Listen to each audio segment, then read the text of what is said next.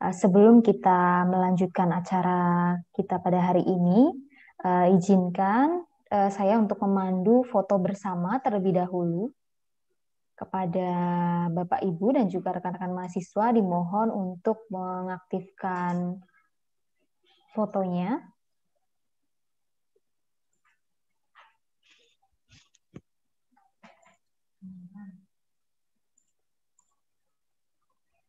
Baik, panitia mohon bersiap untuk meng-capture fotonya. Ada 6 slide, saya awali terlebih dahulu dari slide yang pertama. Saya hitung 1-3 untuk slide yang pertama. 1, 2, 3.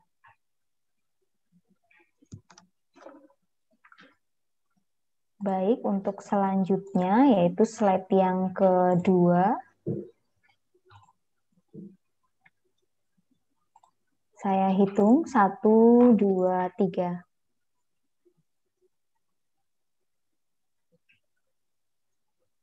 Baik, untuk slide yang ketiga.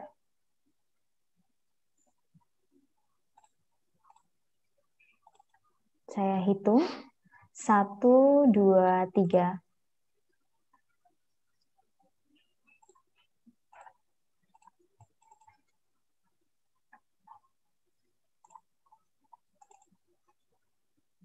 Baik, untuk slide yang berikutnya, rekan-rekan dimohon mengaktifkan fitur kameranya.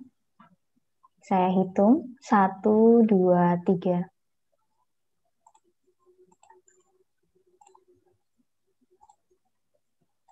Baik, untuk slide yang terakhir, saya hitung 1, 2, 3.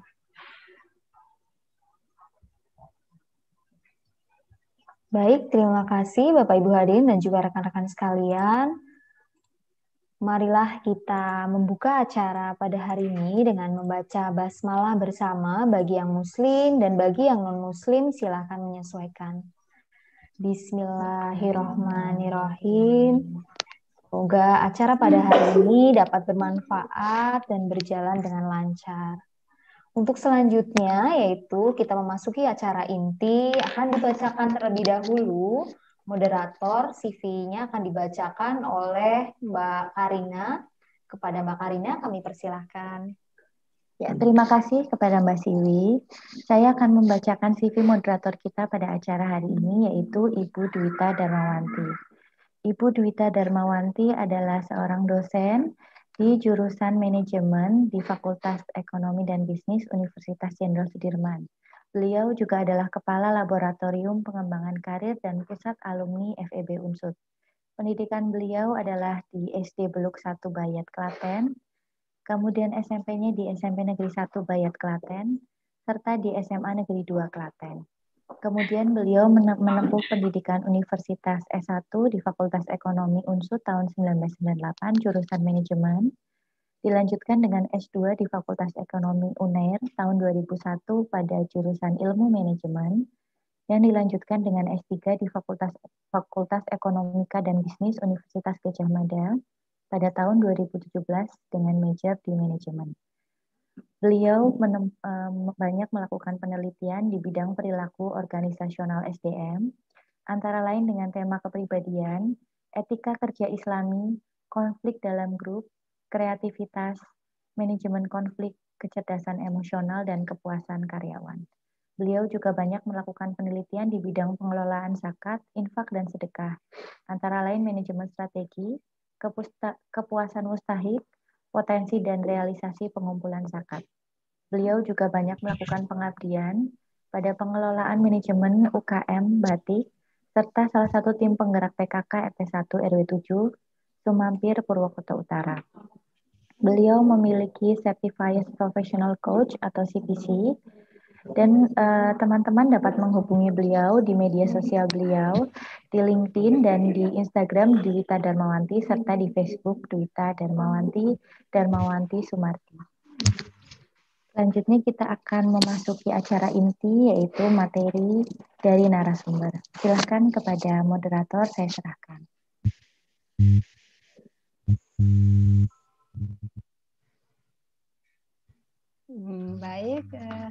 Assalamualaikum warahmatullahi wabarakatuh.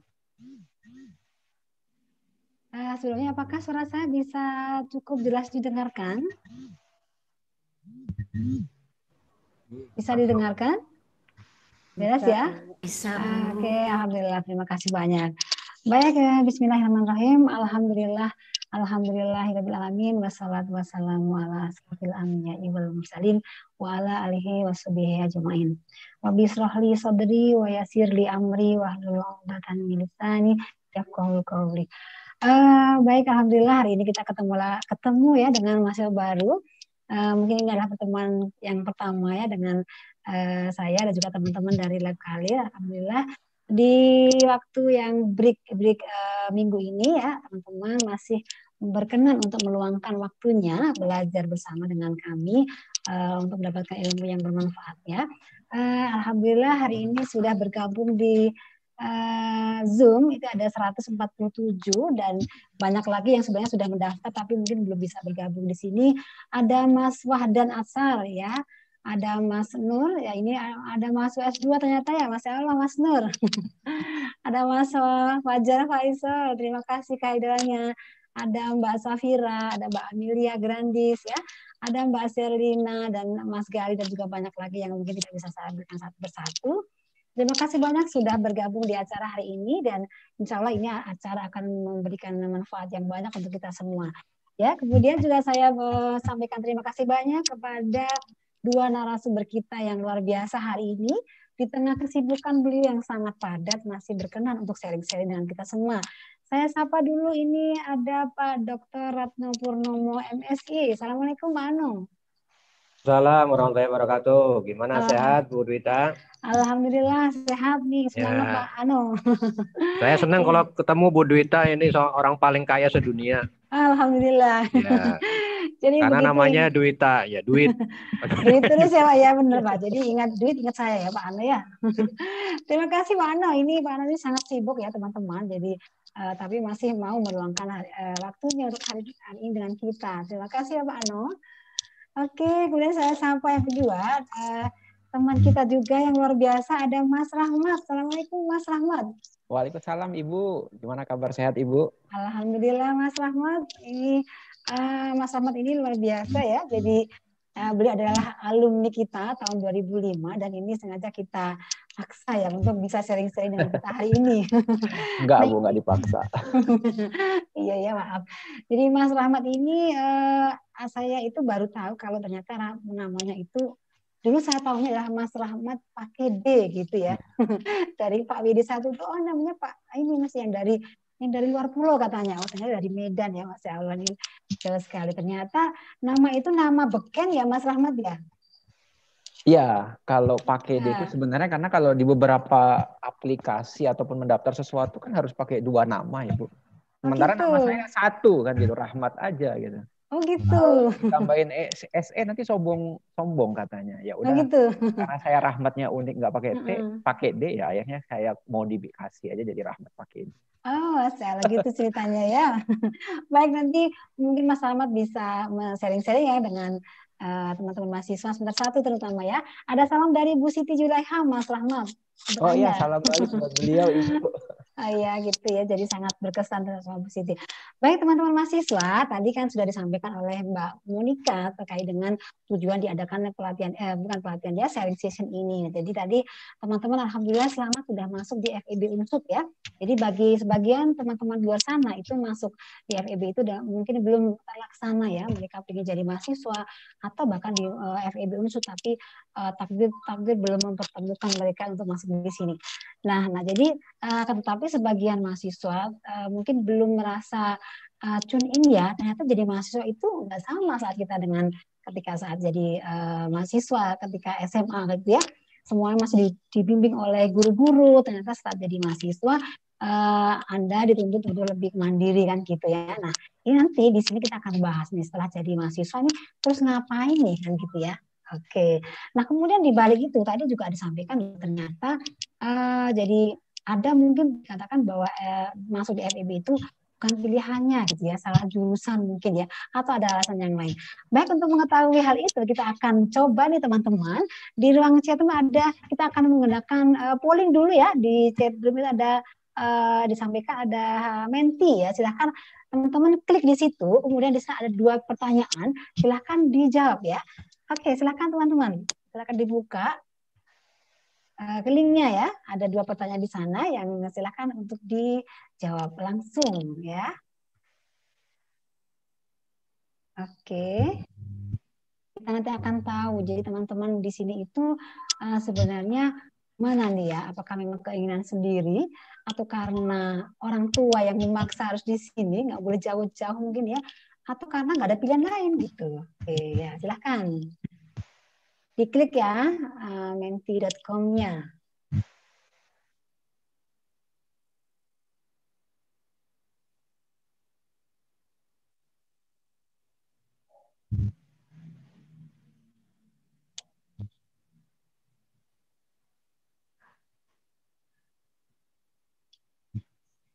Oke, mengapa Anda memilih kuliah di Fakultas Ekonomi dan Bisnis Universitas Jenderal Sudirman? Baik, ada 4 pilihan, teman-teman. Jadi menuruti keinginan orang tua, jadi anak soleh ya. Yang kedua adalah karena keinginan sendiri. Kemudian ketika terpaksa karena satu hal dan ini tidak ada pilihan lain gitu ya. Mau harus di sini gitu. Nah, jadi teman-teman, kita punya pertanyaan 1 menit untuk menjawab pertanyaan ini. Oke, silahkan. Kita tunggu 1 menit. Kita akan lihat hasilnya seperti apa nih teman-teman.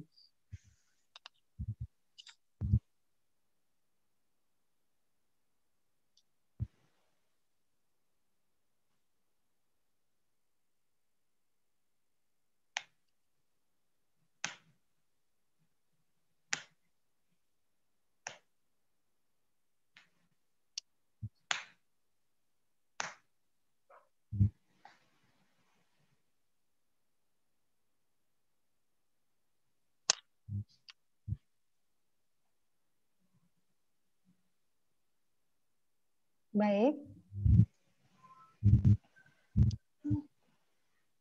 Ya, kita akan lihat di sini. Baik, ternyata ini menuruti keinginan orang tua ada 20 ya, 20 yang memilih itu. Kemudian ada keinginan sendiri, alhamdulillah banyak ya, 45 respon. Kemudian terpaksa karena satu hal gitu ya.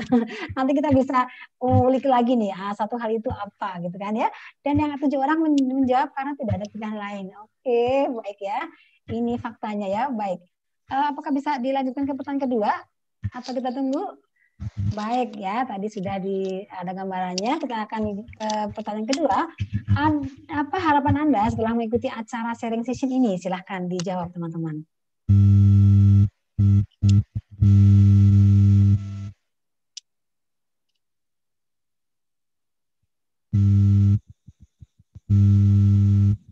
Bisa lebih yakin dengan pilihan. Oke, baik. Ada lagi? Lebih bisa fokus belajar. Baik, terima kasih. Oke, ada lagi yang menulis. Silakan dijawab ya. Bisa memiliki pandangan ke depannya. Bagus, bisa menambah wawasan, menambah pengetahuan dan wawasan. Baik, lebih memahami apa yang sudah menjadi pilihan kita. Oke, saya berharap bisa lebih memantapkan pilihan saya saat ini maupun masa depan. Lebih menerima pilihan, oke ya, menerima pilihan. Lebih yakin dan percaya diri, tujuan dan arah yang dapat diikuti. Baik, memahami tentang karir, oke. Bisa lebih terbuka pemikiran saya untuk kedepannya. Luar biasa. Bisa menentukan pilihan yang tepat untuk kedepannya, menambah wawasan serta teman untuk diskusi. Terima kasih. Bisa memantapkan pilihan yang ingin dituju, oke. Menambah ilmu yang bermanfaat, luar biasa. Lebih eksplor dengan pilihan untuk masa depan. Terima kasih. Bisa mendapatkan jodoh, oh masya Allah gitu ya. Jadi nanti Mas Rahmat mungkin bisa cerita ya. Di sini dia beliau itu dapat jodohnya kayak di sini juga gitu ya. Oke, bisa dapat yakin menyukai pilihan saya dan memahami lebih baik. Mencintai apa yang sudah menjadi pilihan, oke. Lebih percaya diri, bisa lebih pede, oke, baik ya. Pilihan yang sudah di depan mata. Terima kasih, memiliki karir yang bagus ya. Jadi awalnya ini seperti ini ya, baik, terima kasih. Supaya tidak salah jalan ke depannya, oke. Memahami wawasan, iya. lebih mantap dengan pilihan saya sendiri. Oke, memahami perspektif dari sudut yang berbeda. Oh, luar biasa ini ya. Jadi ini apa namanya, sangat terbuka dengan pengalaman baru. Oke, mencintai pilihan saya saat ini sehingga menjalani dengan enjoy dan senang. Oke, luar biasa ya. Semangat belajar yang lebih tinggi. Mendapat ilmu dan sertifikat. Oke, luar biasa ya, betul. Jadi nanti akan dapat sertifikat ya. Baik, terima kasih ya sudah ditampilkan, Mbak. Oh, masih ada lagi nih. Menentukan karir di masa depan, kemudian menambah wawasan. Oke, yang tadi ya ini ya. Baik, lebih yakin dan percaya diri, menambah teman diskusi gitu ya. Oke, baik. Bisa tercerahkan. Oke, baik, terima kasih banyak ya. Jadi mudah-mudahan ini tadi jadi gambaran semua. Terima kasih atas partisipasinya teman-teman ya. Jadi nanti silahkan teman-teman bisa mengulik ya yang semua yang ingin didapatkan hari ini kepada dua narasumber kita yang luar biasa. Baik, sebelumnya kita akan sampaikan nih siapa sih sebenarnya Pak Ratno Purnomo gitu ya. Kita akan mengetahui lebih dalam. Oke, tentang beliau. Iya. Baik, saya bacakan CV dari Pak Ratno Purnomo. Ya, beliau seringnya dipanggil Pak Ano gitu ya. Oke. Lahir di Jakarta 15 Desember 1979 gitu ya. Sejak STK sampai SMA dari Jakarta ya. Ini orang Jakarta nih, orang kota. Kemudian emailnya ratno.purnomo.unsud.ac.id. Instagramnya ada ya, anot.purnomo. Facebook juga Ratno Purnomo. Nah, kemudian beliau ini pendidikan S1 di manajemen Undip, lulus tahun 2002, kemudian dilanjutkan menempuh pasca masternya di UGM, lulus tahun 2005, juga mendapatkan gelar doktor di UGM juga lulus tahun 2014. Jadi beliau adalah walaupun secara umur itu junior, tapi untuk ilmu senior, lebih senior dari saya ya, luar biasa. Kemudian sertifikasi adalah beliau Certified Human Resource Analysis ya, CHRA. Gitu. Nah, kemudian nih ternyata waktu Pak Ano yang saat ini tuh dulunya seperti apa sih gitu ya? Beliau adalah aktivis di alma maternya gitu ya, menjadi HMJM di Universitas Diponegoro Semarang, kemudian menjadi KSEI, FE Undip. Oke, KSEI itu apa ya? Nanti mungkin Pak Alta bisa menceritakan ya. Ada KSPM, FE Undip, dan juga Rohis FE Undip, Fosai Regional Jawa Tengah.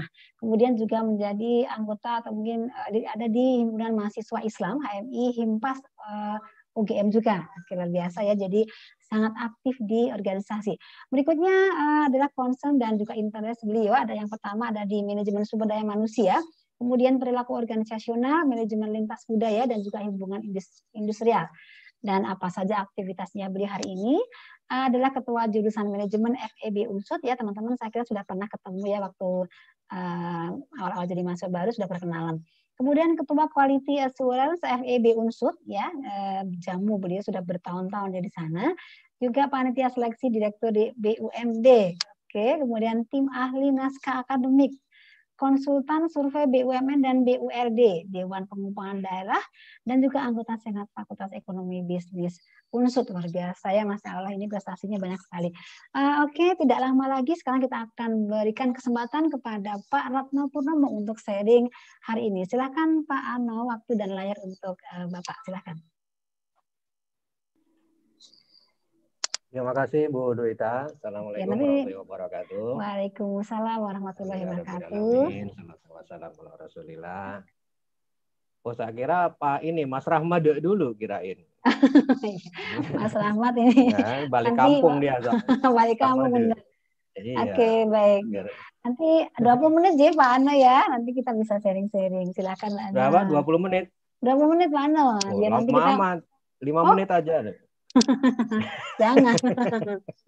Nanti kita akan ngobrolnya lebih banyak ya Pak Ano. Silakan Pak. Oke. Ya harusnya yang jadi narasumber Bu Duita ini, soalnya CV-nya lebih moncer daripada saya. Apanya Pak? Moncer warnanya merah kuning ya Pak? Iya, lebih berwarna kayaknya kehidupannya. Oh, alhamdulillah. Baik Pak, silakan.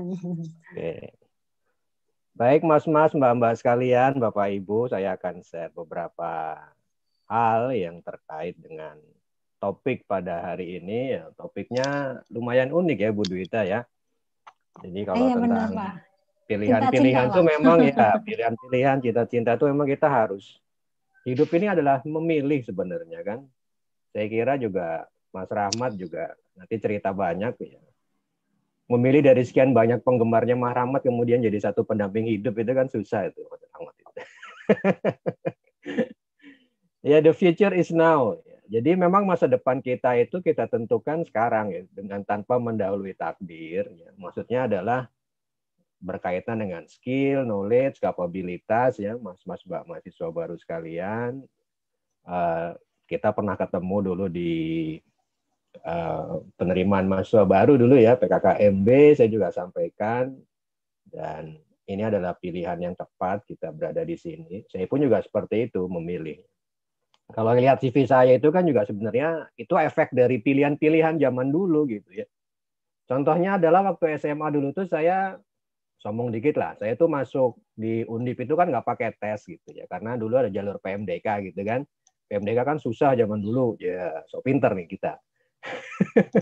Susah zaman dulu tuh masuk universitas nggak pakai tes. Nah, saya termasuk itu yang nggak pakai tes itu. Padahal udah nyiapin ikut apa yang les-les Ganesha Operation, Nurul Fikri gitu. Itu kalau ikut-ikut itu aktif banget, tapi alhamdulillah ternyata dipanggil sama Undip tanpa tes. Dan itu pilihan. Kenapa pilihan? Karena saya ngisi formnya awalnya itu jurusannya bukan manajemen, Bu Dwita. Nah, mas-mas kalian. Iya, dulu saya tuh ngisi formnya akuntansi saya dulu. Oh gitu ya. Iya, dulu saya ngisi jurusannya itu akuntansi, benar. Saya akuntansi karena waktu SMA saya pintar akuntansi saya gitu. Ya. Nah, kalau ngisi neraca itu mesti seimbang langsung dapat kredit gitu. Iya. Kalau yang lain kan pada selisih berapa rupiah. Kalau saya mesti seimbang gitu. Teliti berarti ya Pak. Sombong ya. Nah, itu pada saat berkas mau dikirim itu ya, berkas mau dikirim itu tuh saya bongkar lagi, minta ke guru pendamping waktu itu, saya bongkar lagi berkas itu. Saya hapus akuntansi, saya ganti manajemen itu jurusannya. Oh gitu, kok bisa begitu? Gimana ceritanya Pak? Nggak tahu kayak ada wangsit atau ilham gitu. Ganti, jangan akuntansi, manajemen juga. Oh gitu. Iya. Itu pilihan pertama. Pilihan kedua pada saat kuliah itu juga, pada saat memutuskan mau kuliah di mana, itu saya dulu mau masuk STPDN loh. Gitu. Iya. Calon pejabat ya Pak? Sekarang ya IPDN, sekarang IPDN. Gampang dulu saya masuk situ soalnya. Langsung memenuhi ya Pak ya, syaratnya oke ya. Tapi itu bingung juga gitu, bingung Undip, STPDN, karena dua-duanya yang satu udah keterima, yang satu memang peluang diterimanya besar. Akhirnya saya memilih dan diskusi sama orang tua ya udah Undip aja. Yang pasti-pasti ya Pak. Karena ya manajemen Undip, alhamdulillah. Dan kita pun memilih lagi pada saat S2 ya, pada saat S1 saya tuh konsentrasi saya manajemen keuangan. Baik. Ya, pada saat S1. Kemudian pada saat S2 saya ngerubah pilihan saya jadi manajemen SDM, itu kan pilihan. Makanya akhirnya saya juga sekarang ke concernnya SDM. Kemudian saya memilih pada saat kuliah dulu, saya mau diem aja di kos-kosan kampus, kos-kosan kampus gitu kan. Okay. Kalau sekarang mungkin nambah 1K lagi Bu. Apa tuh? Kampus kafe, kos-kosan kampus kafe, gitu kan. Iya, baik. Kayaknya monoton banget gitu loh, monoton banget. Makanya kita aktif tuh di berbagai organisasi. Ternyata itu yang mematangkan kita itu di situ. Ternyata Mas Rahmat itu. Mas Rahmat itu kan dulu aktif juga dia. Dan itu ternyata mematangkan kompetensi kita, belajar memimpin, belajar dipimpin, belajar mengkritik, belajar dikritik, belajar karakter orang gitu kan. Belajar ngelola emosi, belajar kerja tim. Pokoknya aktif banget sih bisa di sinau nih. Mudeng aku orang mahasiswanya ngomong bahasa Jawa.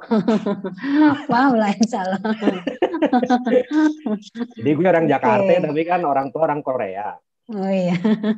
Aslinya Korea. Kroya. Ya orang tua saya orang Kroya soalnya. Ngapak juga. Ngapak juga. Ngapak ya teyeng, lu gue ya bisa. Jadi lu mau apa gue siap gitu. Oh. Palu gada, oke. Palu. Ini apa namanya? Gambar yang sering dilihat ya. nggak tahu nih Mas Mbak udah pada sering lihat gambar ini. Sebenarnya Wih, potret ampun. kehidupan peradaban kita. Saya copy paste aja nih dari kemarin ikut Forum Manajemen Indonesia. Jadi ada Forum Manajemen Indonesia Nasional. Kemudian ada yang share slide ini, dia meringkas tantangan atau perubahan di dunia ini itu seperti apa. Nah, kalau saya kan lahirnya tahun berapa tadi, Bu? 2005 saya Oh, lahir ya, Bu? 2005 ya, masih muda banget ya, Mas. 79. 79 15. itu berarti kan era ini ya, information society. Tapi sekarang Oke. masih hidup di abad ke-21. Kita menuju Mm-mm. di super smart society. Kalau mahasiswa baru lahir tahun 2000 ke atas, itu sudah brojol gitu, udah brojol lahir ke dunia sudah di abad 21. Mereka sekarang sudah di sini, di era revolusi industri poin 4, kemudian sudah menuju ke society poin 5. Apa itu? Ya sekarang ini, kita alami sekarang ini kan. Harusnya kita bisa kumpul-kumpul di sebuah ruangan, ya kan, makan, ngopi-ngopi, snack, makan siang, kotakan, tapi ini nggak bisa. Maya kan, tatap maya. Ini salah satu ciri society seri 5 tuh kayak gini nih. Jadi learning from anywhere, belajar dari manapun, dengan memanfaatkan berbagai teknologi. Ya ini kalau mau detail nanti ceritanya silakan. Artinya ini untuk kesadaran kita bahwa sekarang kita berada di era revolusi industri poin 4 dan mengarah ke society seri 5. Karakteristiknya itu Internet of Everything, ya, big data, artificial intelligence, nanti kita 5G, ya. Dulu ada 2G, 3G, sekarang 4G, nanti lama-lama 5G, ya, networks, robot. Nah, itulah karakter nanti kehidupan kita itu tidak jauh dari itu. Ada hasil survei yang menarik justru nih. Kalau mahasiswa baru sekarang terkenal kan generasi milenial gitu ya. Betul. Nah, kalau saya, Bu Dwita kan generasi X ya, Bu ya. Ya X, Pak. Ya, atau kolonial boleh juga nih. Generasi Z, tapi sekarang menghadapi generasi milenial. Ya, Gitu. Ya, betul. alhamdulillah saya, Bu Dwita, yang manusia itu kan mudah beradaptasi. Sekarang mudah beradaptasi, ya kita juga akhirnya ngikutin gaya-gaya milenial kan gitu. Nah, hasil survei ini cukup unik juga gitu. Kalau dibilang dari para perspektif generasi X yang lahir di bawah tahun 80-an, ya, di bawah tahun 90-an, itu bilang teknologi sekarang tuh ngelenyapin banyak pekerjaan kan gitu. Betul. Kan? Teknologi zaman sekarang. Tapi kalau menurut milenial enggak loh. Di sini hasil surveinya mengatakan bahwa milenial berpendapat bahwa teknologi dapat menciptakan lapangan kerja, dan yang menyatakan itu 78,6% gitu. Oke, mayoritas ya. Iya, kalau kita kan di seminar-seminar digembar-gemborkannya adanya teknologi artificial intelligence, robotics, Internet of Things akan menghilangkan banyak pekerjaan, ya kan? Apa namanya, di dunia perbankan, di dunia servis, di dunia perhotelan, itu banyak kerjaan yang hilang. Tapi menurut milenial enggak. Menurut milenial enggak, ya bilang. Dan memang menurut mereka itu dan ternyata itu bonus demografi di Indonesia memang banyak juga generasi milenial kita. Sehingga di sini dari berbagai teknologi itu yang memang menjadi concern adalah kecerdasan buatan, artificial intelligence. Artificial intelligence. Nah, terus so what gitu loh dengan fenomena itu gitu kan, pertanyaannya ada terus apa Pak maksud lo gitu kan, maksudnya apa nih gini kan, ya itu kita sekarang hidup di dunia yang seperti itu dan kita akan merasakan bersama nanti suatu saat, dan sekarang pun kita sudah merasakan, bahkan para pakar itu mengatakan masa depan yang seharusnya masih 20-30 tahun lagi akan kita alami, itu kejadiannya dipercepat dengan adanya pandemi kan. Betul. Adanya pandemi, kita sekarang bisa belajar dari manapun. Kemudian kita bisa mengakses informasi dengan begitu banyak, kita bisa berinteraksi dari orang berbagai daerah.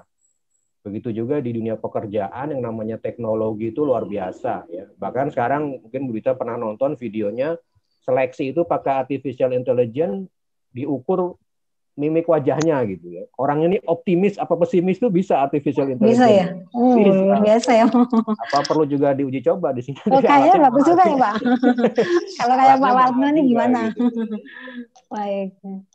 Gitu. Nah, artinya memang fenomena itu tuh di perusahaan-perusahaan itu sudah apa namanya berkembang pesat gitu. Cuman permasalahannya kan terus kita apa gitu. Terus kita mau apa gitu kan.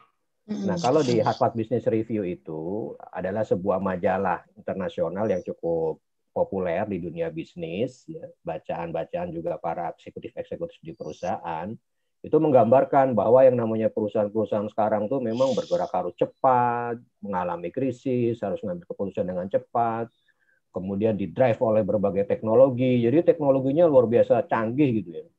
Cuma kan permasalahannya sebenarnya yang cukup menantang itu adalah bukan teknologinya, tetapi adalah culture-nya. Makanya bagus tuh yang Harvard Business Review, the artificial intelligence powered organization. The main challenge is not technology, it's culture. Culture ya ternyata. Culture-nya. Gitu. Kalau culture kan masalahnya di orang. Kalau orang berarti ilmu sosial kan. Ilmu sosial ya akuntansi, manajemen, pendidikan ekonomi. Ya kita ini Fakultas Ekonomi dan Bisnis kan, ISP, itu ilmu sosial. Kuncinya itu di orangnya gitu. Menurut saya, kalau menurut orang eksak mungkin beda lagi. Beda kacamata. Beda kacamata. Oleh karena itu skill yang dibutuhkan itu apa? Nah, ini kita ngutip dari World Economic Forum, dengan adanya kemajuan pesat teknologi, there are skill you will need to outsmart robots in the workplace. Jadi ada skill-skill yang itu tidak dimiliki oleh robot, oleh artificial intelligence. Ya enggak? Robot mungkin canggih, persisinya jelas, akurat, tetapi yang mengambil keputusan siapa? Manusia, ya enggak? Yang judgment siapa? Manusia gitu loh. Robot bisa kerja tim enggak? Enggak bisa. Makanya menurut World Economic Forum itu skill yang dibutuhkan era sekarang dan masa depan itu yaitu complex problem solving, critical thinking, creativity, people management, working with others, emotional intelligence, judgment and decision making, service orientation, negotiation, cognitive flexibility. Itu robot nggak bisa gitu, teknologi nggak bisa itu. Itu human semua. Sehingga untuk membangun skill-skill itu kepada para mahasiswa baru kita harus serius belajar nih, kuliah nih, ya. Kita harus pilihan kita ini sudah di Fakultas Ekonomi dan Bisnis dengan berbagai jurusan, kita harus concern. Kenapa harus concern? Karena kalau nggak concern kita nggak jadi pakar di situ kan, kita nggak jadi expert di situ, kita nggak paham di situ, nanti kalah sama jurusan lain. Nah, sekarang kayak mahasiswa di magister manajemen kita itu latar belakangnya macam-macam loh, Bu Dwita kan ya? Iya betul, betul. Iya. Latar belakangnya macam-macam. Dan kalau kita tanya kerjanya di mana? Kerjanya di bank. Dulu S1-nya apa? Sastra. Nyambung nggak? Nggak nyambung. Betul. Dulu kerjanya di mana? Di bank. Dulu S1-nya apa? Keperawatan. Loh, kok bisa? Ya kan merawat nasabah, Pak. Iya. Orang ya, jadi nugasnya ke orang. Bisa aja jawabannya gitu loh. Artinya ini, sekarang pekerjaan itu ternyata juga lintas disiplin ilmu. Kalau kita nggak pakar di situ, kita nggak paham di ilmu yang kita sekarang jalanin tuh ya bisa kalah bersaing malah dengan bidang lain gitu. Nah, sekarang kan pertanyaannya kita nih lagi kuliah nih. Banyak orang kuliah teori. Gitu loh. Kuliah teori kayak Mas Rahmat itu dulu kan kuliah pakai teori ya. Ya memang benar yang namanya kuliah ya teori, tapi kan itu kan mitos kalau menurut saya. Mitos. Sekarang kita nih lagi kuliah nih, mahasiswa baru semester 1. Nanti kuliah semester 2, 3, 4, 5, 6, 7, 8. Itu ya memang full of teori, full of konsep, penuh dengan pengetahuan. Kemudian ada istilah kuliah, teori doang gitu. Loh, tunggu dulu. Faktanya coba kita lihat. Banyak lulusan sarjana sulit mendapat kerja di perusahaan besar karena lack of theoretical understanding. Ditanya misalnya, marketing mix apa aja Mas di wawancara gitu. Waduh, marketing mix apa? Saya taunya coffee mix, Pak. Asal mix aja. Iya misalnya. Ditanya STP itu apa gitu. Dia repot. Ditanya bedanya debit sama kredit, nggak tahu. Itu kan konsep-konsep dasar yang harusnya dipahami sama kita kan. Ditanya teori fiskal, moneter, segala macam gitu. Waduh. Pada saat wawancara, dia pemahaman teori dasarnya udah kacau, udah nol gitu ya, kalah bersaing dong. Nah itu kan bisa didapatkan kalau kita serius kuliah nih, kita udah milih kuliah di sini ya kudu serius gitu kan. Faktanya lagi pemecahan masalah itu membutuhkan konsep yang tepat, membutuhkan konsep. Ya, jadi yang namanya hidup itu kan masalah ya. Kita mau kita mau jadi mahasiswa masalah, ada masalah, jadi dosen pun ada masalahnya. Mau jadi pengangguran, ada masalahnya Masalah sendiri. juga. Ya, mau jadi orang sibuk juga banyak masalah. Masalah gitu. juga. Oke, betul Mau sekali. jadi atasan leader, dia punya masalah sendiri. Kita jadi bawahan juga punya masalah sendiri gitu kan. Jadi hidup itu kita nggak bisa menghindar dari masalah, dan yang dibutuhkan adalah memecahkan masalah itu, dan memecahkan masalah butuh konsep, ya nggak? Anda mau jadi pakar marketing kayak Mas Rahmat, kalau nggak ngerti perilaku konsumen, ya hancurlah masalahnya, tambah barunya masalahnya. Kita mau jadi manajer SDM nggak tahu teori tentang human capital sama manajemen talenta, hancur juga kita. Masalahnya nggak selesai gitu. Kemudian akuntansi nggak tahu analisis laporan keuangan, debat sebelah kiri apa kanan? Sebelah kanan, Pak. Waduh, salah. Oke. Oh, betul konsep. Anda mau jadi pakar atau manajer operasional harus paham misalnya just in time, quality management, konsep. Kita mau memecahkan permasalahan ekonomi daerah harus paham masalah teori-teori ekonomi daerah kan, moneter, fiskal, kemudian mikro, makronya harus paham. Kita mau lulusan kita jadi guru, kalau nggak bisa ngerancang proses pembelajaran, wah makin hancur kelasnya gitu. Butuh konsep gitu. Dan itu didapat di kuliah kan. Hasil riset menjadi dasar pengambilan keputusan. Oh banyak banget ini hasil riset jadi pengambilan keputusan. Dan riset itu bisa kita peroleh pengetahuannya di kuliah. Kreativitas dan inovasi butuh knowledge. Ya, kalau kita lihat deh orang-orang yang kreatif, inovatif, itu pengetahuannya luar biasa. Dan knowledge itu didapatkan di bangku kuliah. Dan sekarang kan kecenderungannya banyak sertifikasi, ya enggak? Terus banyak juga para praktisi kembali lagi ke universitas. Ya selain mereka nyari ijazah, mereka sebenarnya juga refreshing knowledge loh itu. Makanya Mas Rahmat kita tantang nih S2 untuk balik lagi. Iya, Pak. Iya, bahkan praktisi itu juga sekarang udah yang ngambil S3 gitu. Refreshing knowledge dalam rangka untuk apa? Mereka nyari metode untuk memecahkan masalah yang mereka hadapi. Dalam rangka meningkatkan kapabilitas mereka. Terakhir. Ya, masih 3 menit lagi, Pak Ano. Oh, 3 menit ya memang. Iya. Iya, saya udah kelihatan dari mukanya Bu Dwita gitu. 3 menit. Kelihatan ya ini 3 menit. Terus apa ini yang harus kita lakukan nih? Ya, selain concern di sekarang pilihan kita bahwa kita adalah orang sosial, apapun bidangnya, mau manajemen, akuntansi, dalami itu. Kita jadi expert di situ, dan itu bisa kita lakukan dengan serius pada saat proses pembelajaran. Sekarang apalagi generasi sekarang dengan metode pembelajaran online, tantangannya lebih besar lagi, extra effort kan, mereka harus belajar sendiri kan.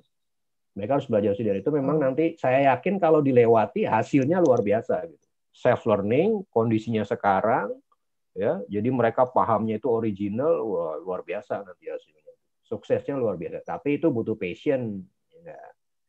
Passion itu didapat ketika kita punya target, punya goals, tujuan kita tuh apa. Makanya saya tulis itu, goal setting versus do your best. Mana akan lebih sukses? Kalau hasil riset mengatakan goal setting. Kalau do your best, misalnya contoh gini nih gampangannya. Kita kuliah nih. Kemudian kita bilang, kalau kita kuliah ini, kita mau 4 tahun selesai dengan IP di atas 3, atau do your best. Mana paling bagus hasilnya? Yang goal setting. Kalau do your best, dia bilang, loh, kamu kok lulusnya 6 tahun, 7 tahun? Ya ini kan do your best, Pak. Ini yang terbaik yang saya bisa, ya lulus 6 tahun, 7 tahun gitu loh. Jadi kalau goal setting, dia akan didrive oleh tujuannya itu kan. Jelas tujuannya ya, Pak. Iya, misalnya, oke, saya 4 tahun, IP di atas 3. Nah, itu dia target gitu.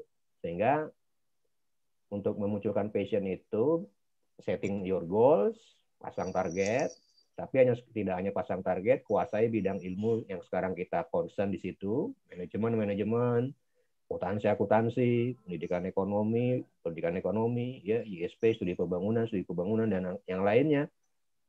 Kuasai di situ ya. Jangan hanya sekedar ngalir gitu aja atau ikut yang penting lulus, no. Jadi dalami di situ. Tentukan orientasi, ya ini terkait dengan goal setting. Mau jadi apa? Mau jadi akademisi, mau jadi pengusaha, atau mau jadi karir man kayak Mas Rahmat, karir man. Mas Rahmat itu diprediksi nanti akan menempati posisi strategis di Toyota itu. Jadi kita harus tetap menjaga dia jangan sampai lepas gitu. Iya, luar biasa nih ya, Ya. Mas Rahmat. Kemudian bangun self kompetensi, kembangkan diri, makanya dengan banyak kegiatan tadi. Ya ini karena kondisi kita masih online, tapi silakan nanti kalau sudah normal balik ke kampus, aktif berbagai organisasi. Banyak hal positif di situ ya, banyak hal positif di situ. Ya, termasuk salah satunya bisa mendapatkan jodoh. Baik, tadi salah satu tadi begitu Pak, pengen dapat jodoh Iya, gitu ya. makanya. Oke, Gitu. amin. Mudah-mudahan terlaksana tadi ya. Mungkin itu yang bisa saya sampaikan, Bu Dwita. The future is now, pilihanmu masa depan. Baik, terima kasih banyak Pak Arno. Ya. Oke, tadi sharing-sharingnya luar biasa ya, dari segi tadi teoritis ya, beliau itu banyak mengambil dari majalah yang tadi Harvard Business Review, dan juga penelitian-penelitian beliau sangat paham, dan ternyata juga beliau ada aktivis juga ya, praktis juga. Oke, baik, terima kasih. Saya lanjutkan ya untuk kita menyambut narasumber kita yang kedua. Boleh dibantu oleh Mbak host ya, mungkin Mbak Karina dan atau Mbak Siwi untuk menampilkan profil dari Mas Rahmat Pakede. Oke ya. Baik, saya bacakan, ini adalah profilnya Mas Rahmat. Namanya Mas Rahmat Rahmade gitu ya. Jadi kolanya harus jelas nih. Rahmade gitu ya. Kemudian dia lahir tanggal 12 September 86. Masya Allah, saya sudah kelas 6 SD nih Mas Rahmat. Iya, ini. Kemudian aslinya adalah di Purwakarta. Alamat saat ini ada di Purwakarta, Jawa Barat. Hobinya goes ya, hobi yang banyak ditekuni saat ini ya. Oke, cita-citanya luar biasa, menjadi muslim yang kaya dan dermawan. Baik, Mas, boleh cerita dikit Mas, ini apa ini Mas? Yang mana itu Bu? Yang ini cita-citanya nih. Iya, karena kan kalau kita rajin sedekah itu kan sebenarnya memperlancar dunia dan akhirat gitu. Cuman gimana caranya kita banyak sedekah kalau kitanya aja nggak menjadi orang yang kaya. Nah, persepsi muslim ini yang saya dengar tuh masih beberapa banyak salah gitu. Hanya mengejar ke akhiratnya, taatnya aja gitu. Nah, kita sebagai muslim harus bisa kaya, harus bisa jadi pemimpin yang hebat, sehingga kita bisa membantu yang lain gitu. Prinsip saya itu aja. Oke, luar biasa ya. Nanti teman-teman bisa menggali lebih dalam ya tentang cita-cita Mas Rahmat. Kemudian untuk medsosnya ada di FB Mak Rahmat Pakede ya. Kemudian IG-nya adalah @rahmatpakede juga. Lewat pendidikan beliau dari SD Negeri Bilah Barat ya. Kemudian SMP-nya adalah SMP Negeri 3 Medan dan juga SMA Negeri 1 Medan ya. Horas Mas Rahmat. Jawa kita Bu sebenarnya. Oh Jawa ya, oh gitu ya. Salah dari saya. Baik, kemudian. Ini numpang lahir doang dia itu di sono. Oh, gitu. Tuh kan masuk gitu Pak Ratno, malu saya. Sama kayak Pak Ratno ya. Oke, kemudian beliau lulus dari Universitas Jenderal Sudirman tahun 2005 dengan masuknya itu Bu. Oh masuknya 2000. ya? Ya, lulus saya 2009. 2009, oke baik. Masuk 2005, kemudian lulus 2009, 4 tahun ya, luar biasa dengan IPK yang tinggi ya, 3,56. Kumlot ya Mas Rahmat ya? Alhamdulillah waktu itu begitu Bu. Oke, alhamdulillah. Makanya nanti saya cerita tentang itu, gimana harus bisa kumlot. Ya, luar biasa. Baik. Kemudian pengalaman organisasinya adalah di staf di Departemen SDM HMJM Unsur 2006 dan juga menjadi Ketua Umum HMJM Unsur 2007. Kemudian pengalaman kepanitiaan BDO HMJM, Makrab HMJM, Semnas HMJM, dan OKFE FEB Unsur. Jadi ini beliau adalah aktivis juga ya, Masya Allah, seperti Mas Ano, Pak Ano. Kemudian untuk prestasi dan karir pekerjaan, dari tahun 2010 sampai 2014, beliau adalah Sales Eksekutif PT Astra International Toyota Sales Operation Auto 2000 cabang Karawang. Kemudian dari 2014 sampai sekarang ada di cabang Purwakarta. Ya. Kemudian 2019 adalah MDP Batch 16 Branch Manager Program PT Astra International Toyota Sales Operation 2000 Auto 2000. Kemudian 2018 juara 3 Toyota Best Sales Supervisor Indonesia PT Toyota Astra Motor. Dan luar biasa ini tripnya banyak sekali nih ya teman-teman, nanti bisa tanya di Cina, ada di Sydney, Paris, Yunani, Belanda, Kroasia, Spanyol, Finlandia, Inggris, Turki, dan masalah nanti boleh cerita yang banyak ya Mas Rahmat ya. Siap, Baik, ini kita sudah tidak sabar lagi untuk mendengarkan sharing-sharing dari Mas Rahmat. Silakan waktu 20 menit untuk Mas Rahmat menyampaikan sharingnya. Waktu dan layar untuk Anda. Silakan Mas.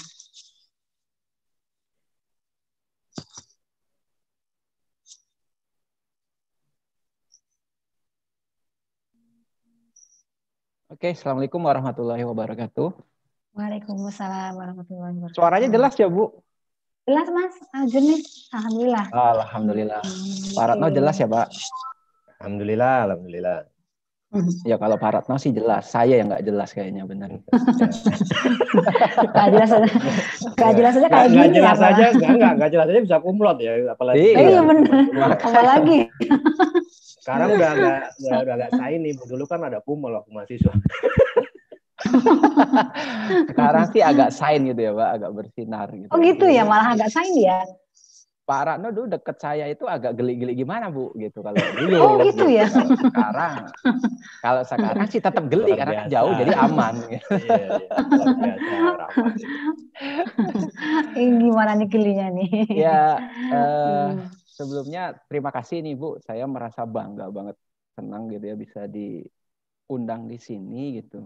Karena tapi ya saya mikir apa kapasitas saya juga menyampaikannya, tapi at least ya saya bisa sharing lah pengalaman saya ketika dulu saya menjadi posisinya seperti mbak-mbak mahasiswa baru sekarang. Sekarang saya sudah terjun di dunia profesional gitu ya. Jadi nanti akan sharing menurut saya apa aja sih yang perlu kita persiapkan segala macam gitu ya. Karena sesuai dengan judulnya gitu ya, cintai pilihanmu, love your choice gitu ya. Ini kalau saya nanti menggambarkan dalam rangkaian success your journey gitu. Jadi untuk menjadi sukses itu nanti perjalanannya apa aja sih gitu dan apa yang harus dipersiapkan gitu. Karena saya nggak seperti Pak Ratno gitu yang cerdasnya itu maksimal lah. Saya cerdasnya setengah-setengah. Masuk kuliah aja harus perjuangan, ikut bimbel, ikut tes UMPTN gitu ya, SPMB gitu. Kalau Pak Ratno langsung dilirik sama kampusnya. Kalau saya kan nggak seperti itu gitu. Tapi bukan berarti itu menjadi masalah dan tidak mengecilkan kita bahwa kita nggak bisa sukses atau bisa hidup lebih baik gitu. Tapi itu perlu perjuangan yang harus kita perjuangkan bagaimana nanti ke depannya kita bisa menjadi lebih sukses. Nah, apa yang harus dilakukan? Tadi judulnya ini udah pas sebenarnya ketika saya disuruh ngundang ini. Wah, keren nih Bu. Sekaligus berat nih materinya. Gitu ya. Karena mencintai pilihan. Tadi Pak Ratno sudah menyampaikan bahwa ya kita harus mencintai pilihan. Apapun itu, start awalnya kita harus mencintai. Kalau udah cinta, suka, senang, mau apapun percobaannya, mau apapun halangannya, pasti kita bisa jalani gitu, tetap semangat gitu. Tapi kalau udah ogah-ogahan, terpaksa gitu ya. Tadi untungnya dari beberapa 45 tadi itu ternyata sesuai keinginan gitu ya. Cuman ada 2 orang tadi yang terpaksa. Nah, kalau terpaksa segera sadar nih. Mudah-mudahan habis webinar ini jadi lebih sadar gitu. Karena kalau nggak sadar, wah nanti bisa menghambat untuk kedepannya gitu. Jadi ya harus mencintai dengan pilihannya sekarang. Nah, fase sukses itu sendiri berawal dari cinta tadi. Kalau saya gambarkan ada 5 fase yang nanti akan mbak-mbak mahasiswa baru ini yang akan hadapi gitu ya. Fase sekolah udah lewat lah gitu ya. Jadi udah nggak perlu dibahas panjang lebar. Nah, sekarang kita mau masuki yang kedua itu fase adaptasi, fase transisi, atau fase men-setting mindset-nya dari mbak-mbak, mas-mas, adik-adik semua mahasiswa baru. Di sini tuh, jangan sampai nggak punya arah, nanti mau target-target apa yang mau dicapai, settingannya mau bagaimana, saya kuliah ini harus ngapain, masih hanya just let it flow aja lah, gitu, jalanin aja lah, do the best, kayak Pak Ratno tadi sampaikan. Nggak bisa do the best itu the best untuk apa, gitu. Harus konkret, gitu ya.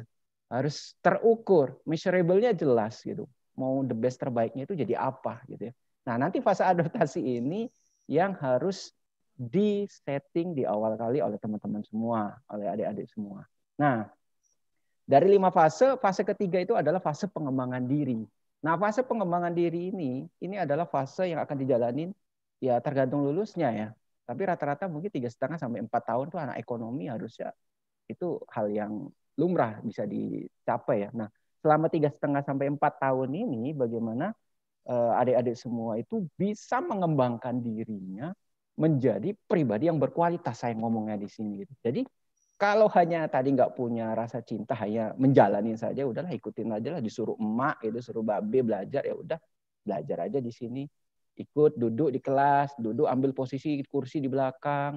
Di situ mungkin nanti main gadget, tidur, nah, segala macam. Nah itu kan fase-fase yang tidak mengembangkan diri. Nah selesai kuliah, habis itu kemana? Balik kosan. Nah nanti akan saya jabarkan lebih jelas. Nah dari 5 fase nanti yang akan kita jabarkan ini, fase pengembangan diri, saya ngomongnya adalah fase paling kunci. Fase penentuan nanti ke depannya kamu itu akan cepat sukses, lambat sukses, atau nggak sukses sama sekali gitu. Karena teman-teman, adik-adik semua sini yang udah keterima mahasiswa kan harusnya bersyukur. Harus penuh dengan rasa cinta dan bahagia, sukacita. Kan apa? Ada ribuan yang lain ikut tes SPMB, ikut UMPTN, ikut PMDK mungkin nggak keterima loh di Unsud. Dan sekarang bingung mau kuliah di mana. Tapi adik-adik semua udah keterima di universitas negeri lagi. Yang sertifikasinya, yang akreditasinya juga udah sangat-sangat baik sekarang gitu. Unsud ini udah berkembang sangat pesat sekali gitu. Jadi ini kan sebuah kesempatan anugerah yang luar biasa yang harus bisa dimanfaatkan dengan baik. Nah berikutnya, ketika fase pengembangan diri tadi dijalankan dengan maksimal, outputnya adalah ketika lulus nanti akan mencetak pribadi yang berkualitas. Yang namanya udah berkualitas, ya fase yang terakhir, fase menjadi pribadi sukses itu sih udah tinggal di depan mata aja, nggak perlu repot-repot lagi gitu. Cuman kenapa kita akhirnya sulit untuk sukses, sulit hidup sejahtera itu karena tadi banyak membuang-buang waktu, tidak memanfaatkan pada fase pengembangan diri. Nah, penjelasan lebih lanjutnya seperti ini. Fase adaptasi atau transisi. Nah, ini tadi fase setting mindset-nya adik-adik semua. Bu Dwita? Oh iya. Oh masih ya gitu. Masih. Senyap sepi ini. Saking seriusnya nih Mas. Bu Dwita itu terkesima sama Mas Rahman. Iya. Saya tuh biasa fokus Mas, jadi kalau sudah fokus tuh yang lain lewat gitu. Iya. Kalau saya terkesima sama Pak Ratno ini makanya. Dan deg-degan ya. Masa adaptasi transisi, fase setting mindset nih. Nah, adik-adik semua jangan sampai salah nih. Tadi yang saya sampaikan di awal. Ketika udah masuk ke kuliah, bersyukurlah. Nah, ketika udah bersyukur itu dengan apa? Syukur itu bukan alhamdulillah, puji syukur, puji Tuhan.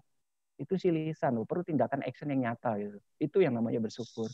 Udah masuk kuliah, setting. Dan harus sungguh-sungguh. Udah cintai lah. Kalau udah cinta nanti pasti akan memikirkan itu apa-apa aja yang harus saya lakukan selama saya kuliah. Saya mau ngapain nih selama kuliah? Harus bersungguh-sungguh, punya target-target yang harus dicapai. Jangan cuman ya datang kayak tadi saya sampaikan di awal. Jangan cuman kuliah. Apalagi mungkin ada yang dari jauh nih kayak saya dari Sumatera. Nggak kebayangin saya pernah loh nggak pulang selama Lebaran, harus saya berada di Unsud itu. Jadi saya Lebaran di Unsud karena memang waktu itu mepet ujiannya, selesai Lebaran harus harus ujian. Saya nggak pulang waktu itu. Memilih apa? Itu pilihan yang harus saya ambil. Kenapa? Karena saya udah mencintai profesi saya waktu itu sebagai mahasiswa, ya saya harus maksimalkan dengan sungguh-sungguh. Berawal dari sana. Nah, ketika udah jadi mahasiswa, setelah mencintai bersungguh-sungguh, harus nyeting nih. Tadi yang saya bilang Pak Ratno. Do the best aja lah Pak, 6 tahun. Ini udah the bestnya saya. Salah itu saya bilang. Nggak boleh begitu. Harus memiliki target. Lulus beberapa tahun. Anak ekonomi lulusnya 4,5 tahun. Agak dipertanyakan menurut saya gitu ya. Gitu ya? Anak ekonomi 4. Iya Bu, kelamaan kalau 4 tahun itu adalah ideal. Kurang dari 4 tahun, that's good gitu loh. Anak ekonomi kok harus bisa lebih cepat, karena lebih cepat maka usianya lebih pendek. Bukan usianya lebih pendek, apa namanya? Lebih mudah ya jadinya lulusnya ya. Lebih mudah. Jadi kesempatan tuh bisa diambil lebih dulu dibandingkan dengan yang. Coba bayangin teman-teman yang kuliahnya di eksak sana gitu ya, kedokteran 7 tahun, 6 tahun gitu ya sampai baru lulus gitu. Teman-teman bisa 3,5 tahun ambil opportunity itu, ambil kesempatan itu. Makanya setting. Lah kalau sampai mau lulus aja dipaksa-paksa diancam drop out, nah itu yang jadi masalah. Atau ya udahlah bisa lulus 5 tahun alhamdulillah katanya, kayak orang Sunda mah katanya ya jangan gitu ya. Harus punya target yang jelas. Berikutnya harus memiliki target lulus dengan IPK berapa? Ya lulus. Yang penting saya lulus lah. IPK 3. Nanti saya tunjukin bukti-buktinya. IPK di bawah 3. Gawat zaman sekarang gitu ya. Betul. Karena minimal 3 itu ya. 3 itu udah angka minimal gitu loh. Iya betul. Nanti jangankan mau udah tahap mana seleksi masuk pekerjaan, udah interview. Nggak sampai interview, Mas, Mbak. Administrasi aja udah nggak lolos. Lu gimana mau interview? Karena di administrasinya itu udah ditentuin bahwa IPK-nya itu yang dicari yang sekian. Karena apa? Ya IPK itu sebenarnya mencerminkan pengorbanannya dia dulu seperti apa, fokusnya seperti apa gitu. Kenapa sih target itu harus dimiliki? Dan tingkat kecerdasannya seperti apa gitu loh. Kita nggak bisa seperti Parano yang super cerdas, tapi minimal kita bisa menyamai gitu ya dengan Parano. Parano mungkin IPK-nya dulu 3,9 itu. Saya cuma 3,56. Ya saya 4. Saya IPK saya 4,5 Mas. Tuh, makanya cerdas banget gitu. 4,5. Skala berapa tuh ya Pak? Itu yang harus adik-adik semua harus bisa miliki. Target lulus dengan IPK berapa? Kalau saya boleh menyarankan, targetnya harus bisa cum laude, angka mati, nggak boleh kurang. Kenapa? Nanti saya jabarkan lagi. Kenapa sih harus cum laude? Okay. Berikutnya, target berikutnya adalah bagaimana ya selain memiliki target lulus, kan ini akademik semua. Baru masuk dari zaman sekolah sekarang ke kuliah ini kan pasti membawa pribadi dan potensi yang berbeda-beda. Saya dulu nggak bisa ngomong loh di depan umum. Saya itu anak sekolah yang kuper ya, belajar, main, gitu-gitu aja gitu. Ketika disuruh presentasi, ikut OSIS juga enggak, benar-benar kuper sekali. Tapi begitu tadi, fase awal tadi, fase adaptasi. Begitu karena saya datang dari jauh, dari Sumatera Utara, kalaulah saya hanya cuman kuliah, wah ini saya sih nggak bisa jadi apa-apa loh. Makanya saya memiliki target pengembangan diri. Saya aktif di organisasi. Di situ saya banyak belajar, mengembangkan diri, yang mungkin itu nanti nggak didapat di dunia duduk di dalam kelas, nggak maksimal gitu. Dapatnya dari mana? Karena kita banyak interaksi itu di luarannya, di organisasi. Teman-teman harus bisa nanti di sana. Banyak mengembangkan di sana. Leadership yang tadi disampaikan oleh Pak Ratno. Itu belajar dari mana? Ketika kita terjun di organisasi. Banyak ketemu masalah, problem-problem yang harus kita seleksi. Kita menjadi atasan dari beberapa teman-teman mahasiswa yang lain, ketua-ketua. Kita harus bisa menyelesaikan masalah mereka. Bagaimana kita punya acara, kegiatan yang harus sukses. Apa-apa aja target yang harus dilakukan. Setting-settingannya. Banyak sekali. Makanya nanti harus aktif di organisasi. Nah, poin dari fase adaptasi ini menurut saya adalah 4 hal ini. Pertama, mencintai. Dari yang sekarang bersyukur dan mencintai. Makanya harus sungguh-sungguh. Kedua, setting targetnya. Mau lulus berapa tahun.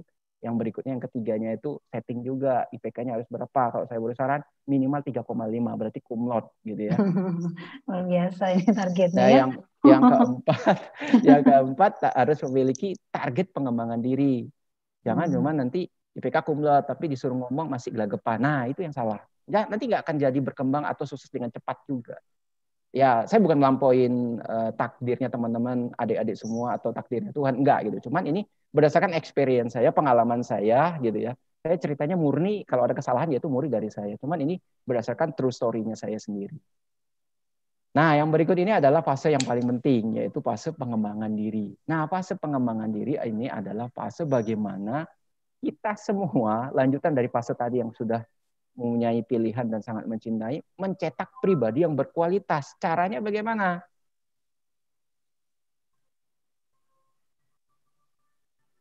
Nah, satu, memiliki prestasi akademik yang baik. Jangan disepelein. Alah, kuliah teori tadi kata Pak Ratno. Ngapain kuliah benar-benar? Yang penting bisa lulus. Salah. Harus punya target dan bisa lulus dengan pencapaian yang terbaik. Yang tadi saya sampaikan. Harus bisa cum laude. Settingannya itu. Karena kalau settingannya udah tinggi, tercapai cum laude, itu sih anugerah yang luar biasa. Tapi kalau nggak mencapai cum laude, minimal ya adik-adik semua bisa di atas 3. Makanya tolong bersungguh-sungguh kuliahnya. Jangan nyepelein ketika kuliah, alah ada jatah nggak boleh masuk 2 kali kok. Berapa kali ya Bu sekarang kalau boleh nggak masuk kelas tuh ya? Saya lupa. 3 kali ya? 3 kali ya. Kalau udah lebih 3 kali. Nah, ya. kalau nggak masuk lebih dari 3 kali kan nggak boleh ikut ujian ya Bu ya? Masih sama kan? Iya, sama sih. Cuma sekarang tantangannya nih Mas Rahmat, karena kan ini online ya, jadi kuliah bisa ambil yang lain-lain gitu kan? Jadi udah. Oke, betul. silakan. Ya, sekarang kondisi zamannya begitu gitu. Nanti kalau kita udah masuk benar-benar situasi udah normal, vaksin udah temuin kan kita kembali lagi ke rutinitas normal lagi. Nah, jangan sampai tadi seperti itu ketika kuliah ngapain cari IPK bagus-bagus. Jangan. IPK tuh harus bagus dan harus cum laude. Setting. Kuliah yang benar, aktif di kelasnya, buat dosennya terkesima gitu ya. Buat Pak Ratno itu ngasih nilainya A+ terus gitu ya. Jangan ngasihnya Saya bingung nih mau ngasih A+ gimana caranya, ini anak bagus banget gitu. Nah harus bisa begitu. Bu Duita juga sama. Ketika ngajar di kelasnya teman-teman ngasih nilainya A terus ke teman-teman. Karena apa? Memang semangat untuk belajarnya sangat tinggi gitu loh.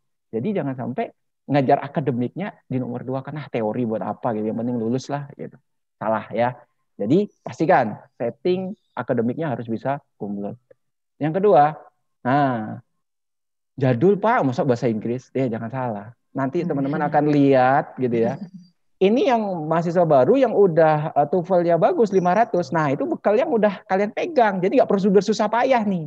Nah, bagi yang belum memiliki TOEFL 500, bahasa Inggrisnya masih kejawen gitu ya, masih ngapak bahasa Inggrisnya gitu ya. Jadi bahasa Inggris campur bahasa ngapak gitu ya. Mungkin Pak Ratno sih udah excellent sekarang bahasa Inggrisnya. Betul.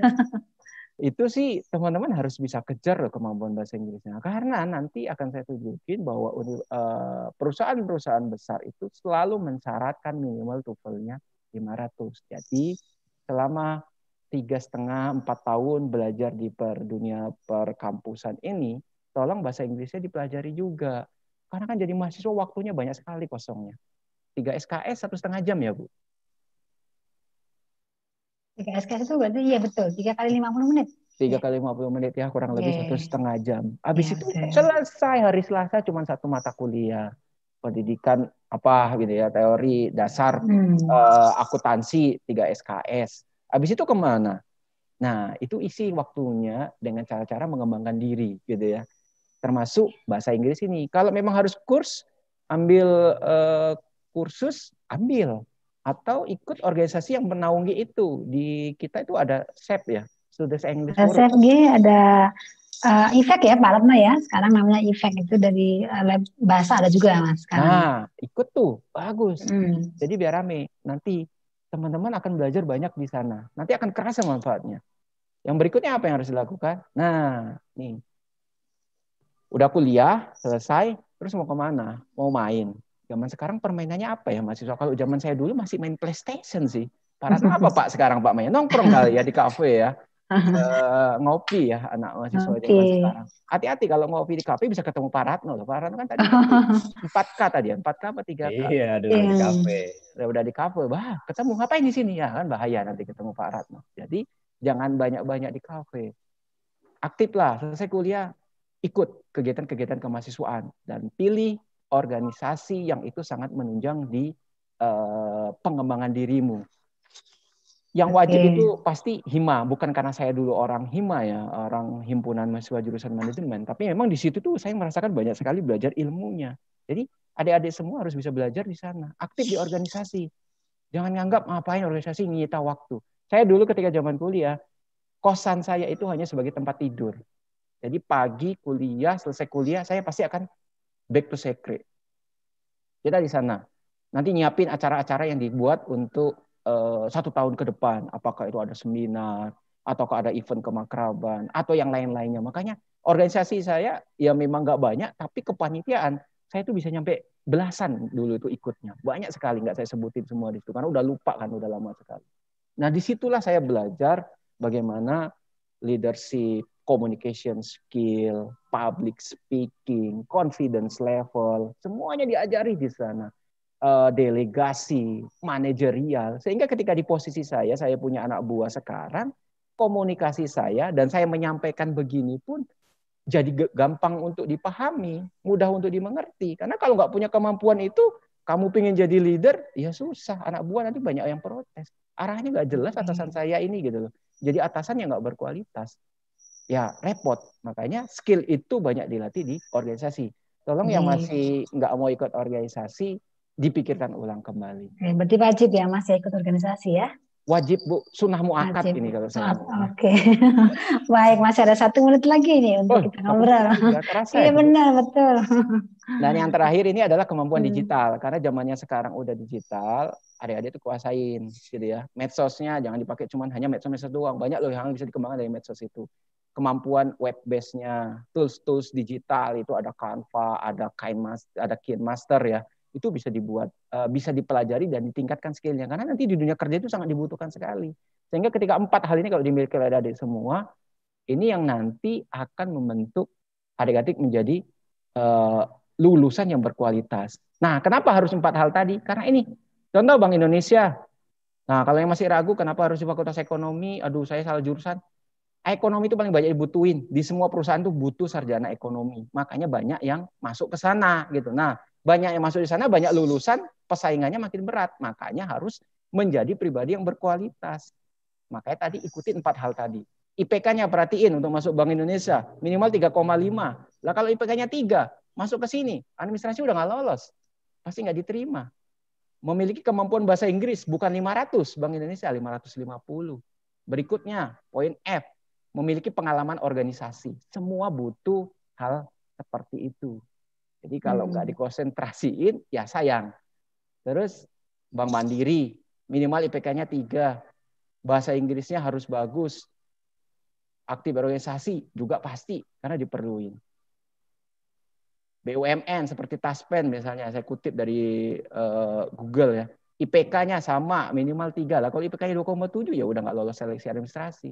TOEFL-nya minimal 500. Lah kalau IPK-nya 3,5 tapi TOEFL-nya 450, nggak bisa keterima, nggak akan lolos administrasinya.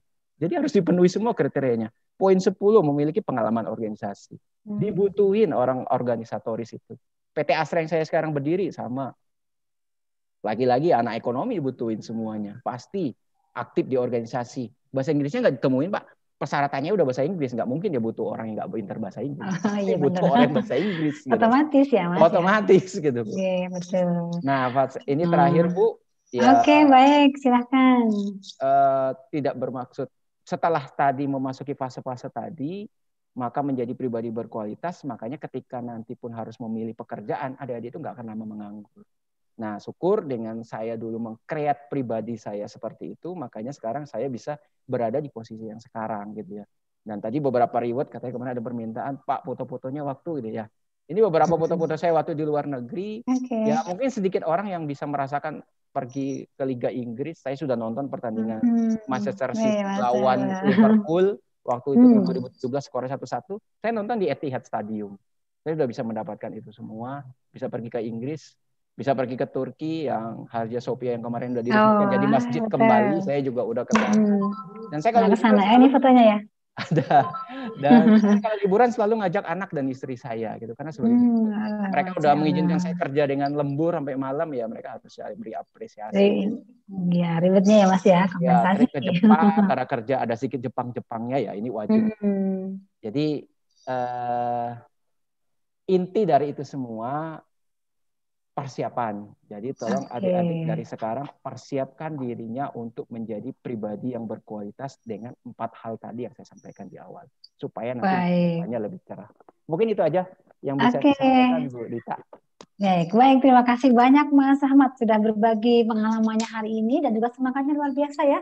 Jadi dari 2 bicara ini satu yang saya temui. Jadi beliau berdua ini adalah sangat serius ya, sungguh-sungguh dalam menjalankan statusnya profesinya saat itu ya, saat mahasiswa maupun saat ini kan gitu. Baik, sekarang tiba saatnya untuk diskusi nih ya, sharing-sharing. Silakan teman-teman mahasiswa.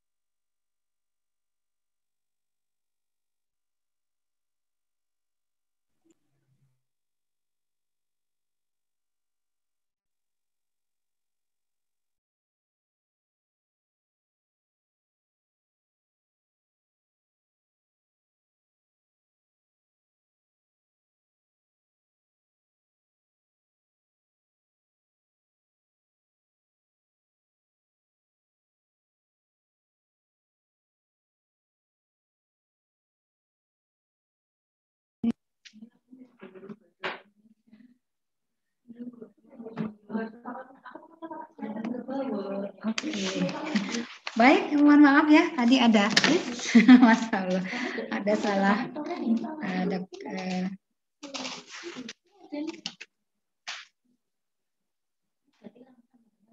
baik, apakah suara saya bisa didengarkan dengan jelas? Ya, silakan. Oh ya, baik. Sambil Jelas. menunggu pertanyaan dari teman-teman ya, alhamdulillah masih bergabung dengan kita 141 peserta. Saya ingin nanya-nanya dulu nih, yang pertama sama Pak Ano, kan gitu ya. Tadi disampaikan oleh Pak Ano bahwa kuliah teori aja kan gitu ya Mas Pak Ano ya, kan gitu. Nah ternyata itu kata Pak Ano itu adalah mitos, dan tadi disampaikan bahwa ternyata tantangan saat kita itu adalah tentang culture, tentang orang, dan dibutuhkan banyak sekali skill-skill tadi ya, skill-skill tentang bagaimana komunikasi, bekerja dengan tim. Nah ini kira-kira bagaimana nih ketika kita masih menjadi mahasiswa itu bisa mendapatkan skill-skill yang dibutuhkan tadi gitu, bukan cuma teorinya kan gitu ya. Itu apa yang perlu disiapkan di Pak Ratno? Itu untuk Pak Ratno, boleh silakan Pak Ano. Oke, makasih Bu Dwita. Jadi begini Mas Mbak sekalian, kita harus mengubah mindset kuliah itu dari hanya sekedar kelas. Ya. Sebenarnya skill-skill yang tadi kita sampaikan itu seperti pemecahan permasalahan, kemudian emotional intelligence, kemudian kreativitas, kemudian ada negosiasi macam-macam. Itu sebenarnya kita juga bisa dapatkan di proses pembelajaran di kelas sebenarnya. Hanya saja mindset mahasiswanya harus diubah nih. Ya, contoh kecil seperti ini misalnya. Kalau ada dosen ngasih tugas misalnya, ya dosen ngasih tugas, itu kalau mindset yang umum itu kan, wah tugas, dosen ini ngasih tugas, dosen ini ngasih tugas, hidupku penuh dengan tugas gitu kan. Akhirnya pelariannya ke kafe gitu. Padahal ke kafe maksudnya ngerjain tugas kali. Kita husnuzon aja gitu. Jadi sebenarnya apa tugas-tugas. Nah sekarang mindsetnya diubah. Kalau dosen ngasih tugas, itu mindsetnya itu jangan jadi beban gitu loh. Tapi jadi sarana untuk mengembangkan diri tadi tuh kata Mas Rahmat itu. Contoh misalnya ya, kasih tugas suruh menyiapkan PowerPoint, kelompok, dan harus presentasi. Loh coba, dari tugas itu aja udah bisa berapa skill bisa dikembangkan dari situ. Pertama, bikin kelompok. Ya nggak? Bikin kelompok itu berarti teamwork. Ya kan? Terbiasa kerja tim. Ya, di Toyota itu salah satu perusahaan yang berbasis tim. Mas Rahmat kan juga sukses karena mungkin didukung oleh berbagai tim marketing yang di sana. Kalau nggak terbiasa berinteraksi di dalam tim, kerja kelompok, kemudian ujuk-ujuk kerja di perusahaan yang banyak gabung kelompoknya ya canggung gitu loh. Satu, ya kan, udah teamwork, berinteraksi dengan orang lain, berkolaborasi, itu udah banyak banget tuh. Terus suruh presentasi. Suruh presentasi berarti belajar bertanggung jawab, belajar communication skill. Apalagi kalau presentasinya suruh pakai bahasa Inggris kan. Wah, ini luar biasa gitu loh. Jadi itu jadi sarana. Sebenarnya kapasitas saya levelnya sampai mana sih nih gitu. Nanti memang kalau semester 1, semester 2, semester 3, itu nanti coba deh lihat di semester ke-5 itu perubahannya luar biasa tuh. Udah luar biasa. Saya juga dulu kalau ngomong di kelas itu juga sama kayak Mas Rahmat gitu. Takut disalahin dosen gitu kan.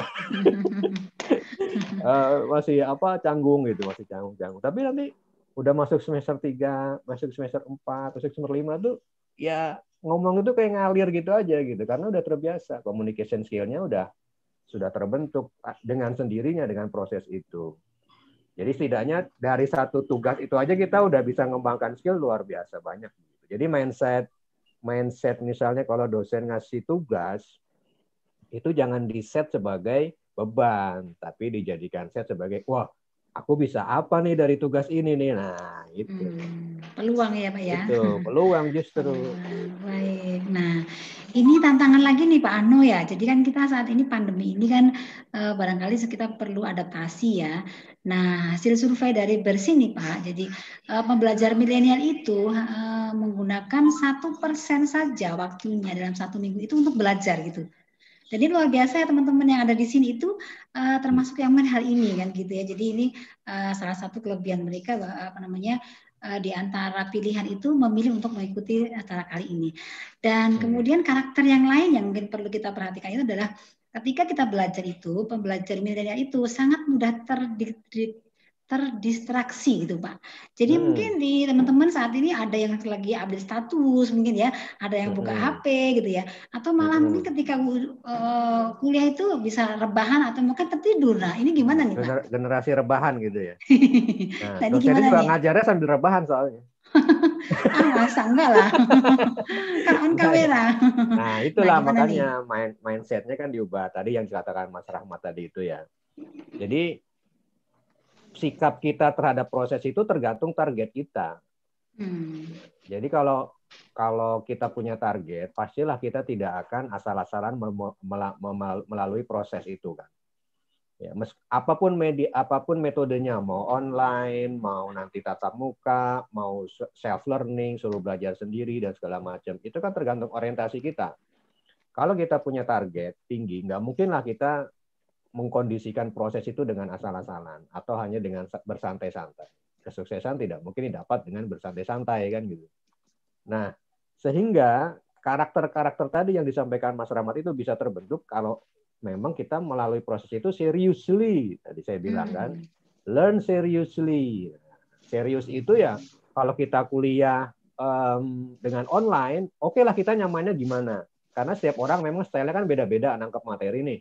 Ada yang mungkin ya tadi sambil rebahan, ada yang sambil ngopi, sambil di atas meja belajar beneran, kemudian atasnya hem, bawahnya celana pendek kolor gitu, terserah stylenya. Tapi secara substansi itu harus serius gitu loh. Dalam arti proses itu harus tetap serius. Artinya ya bersantai-santai itu nanti bisa terasa di akhir penyesalan. Penyesalan di akhir ya.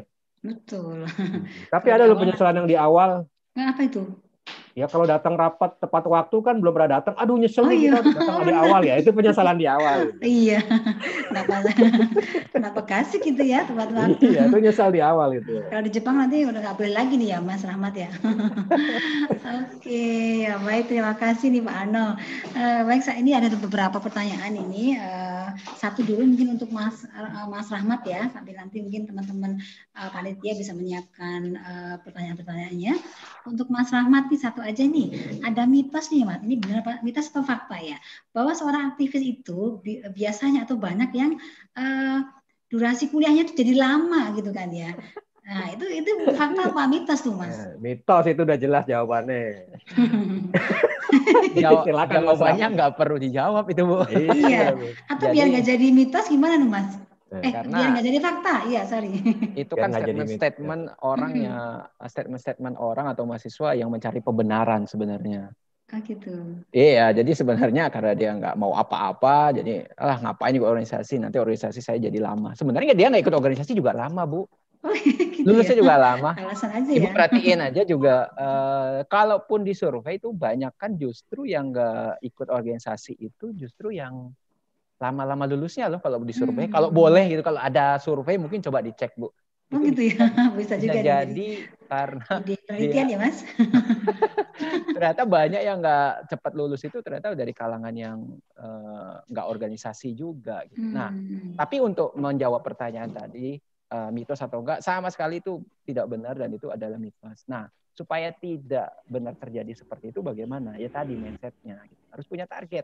Hidup itu harus target, bukan hanya pekerjaan harus selesai targetnya ini. Kita hidup itu harus punya target. Ya tadi setting awalnya, sudah mencintai, setting dari awal targetnya mau apa. Saya mau lulus kuliah dengan sekian tahun, terus saya mau IPK-nya berapa, terus saya mau aktif organisasi untuk melatih skill saya apa. Itu yang ditetapkan. Makanya kuncinya di mindset dulu, tetapkan itu semua, dan nanti tinggal dijalani dengan maksimal. Ketika setting IPK-nya mau lulus berapa tahun, berarti kuliahnya harus sungguh-sungguh. Ketika mau mengembangkan diri, berarti di organisasi dia harus aktif. Jadi sejalan, makanya jangan salah satu gitu ya. Makanya tadi saya katakan 4 kriterianya untuk menjadi pribadi berkualitas. IPK-nya bagus, bahasa Inggrisnya bagus, aktif organisasi, dan kuasai digital. Kalau hanya IPK-nya bagus, tapi bahasa Inggrisnya nggak bagus, nggak nyampe 500 dari TOEFL-nya, udah nggak lolos terus itu seleksi administrasinya gitu. Gitu ya. Iya, jadi harus benar settingan targetnya dulu. Oke, baik, terima kasih ya. Ternyata itu mitos. Baik, saya akan ke pertanyaan teman-teman nih ya, Mas Rahmat dan Pak Ano. Dari Mas Ali Rofik KD. Izin bertanya, saya Ali Rofik dari Faperta. Oh, dari Faperta ya. Terima kasih Mas Ali dari Faperta Unsud 2020. Kemarin saya mengikuti diskusi Zoom bersama alumni Unsud dan ada mas-mas yang mengatakan universitas akan sangat berpengaruh terhadap penerimaan kerja. Dan yang saya tangkap, beliau juga bermaksud mengatakan bahwa alumni Unsud akan cenderung kalah jika melawan pelamar dari Universitas Top Indonesia. Apakah itu benar dan seberapa benar jika itu benar? Seberapa benar jika itu benar? Oke, terima kasih. Baik, mungkin Pak Ratno bisa kasih tanggapan nih Pak Ratno nih. Unsud itu gimana sih ya Pak? Kan Unsud, silakan Pak. Ya, terima kasih Bu Dwita ya. Jadi kita tidak bisa menafikan bahwa memang dibandingkan UGM, dibandingkan UI, ya nggak, dibandingkan ITB, IPB itu memang secara ini memang levelnya kita di bawah gitu ya. Mereka kan sekarang juga secara status saja mereka secara status saja itu namanya mereka PT Perguruan Tinggi Berbadan Hukum gitu ya. Memang mereka akhirnya pengelolaannya sangat fleksibel untuk keuangan dan segala macam. Memang kita akui ya, kita di bawah UGM, UI, ITB, IPB. Bahkan dulu juga cita-cita saya masuk UI kan, karena dulu saya tinggal di Depok gitu. Lesnya di Ganesha Operation Margonda, Nurul Fikrinya di Margonda.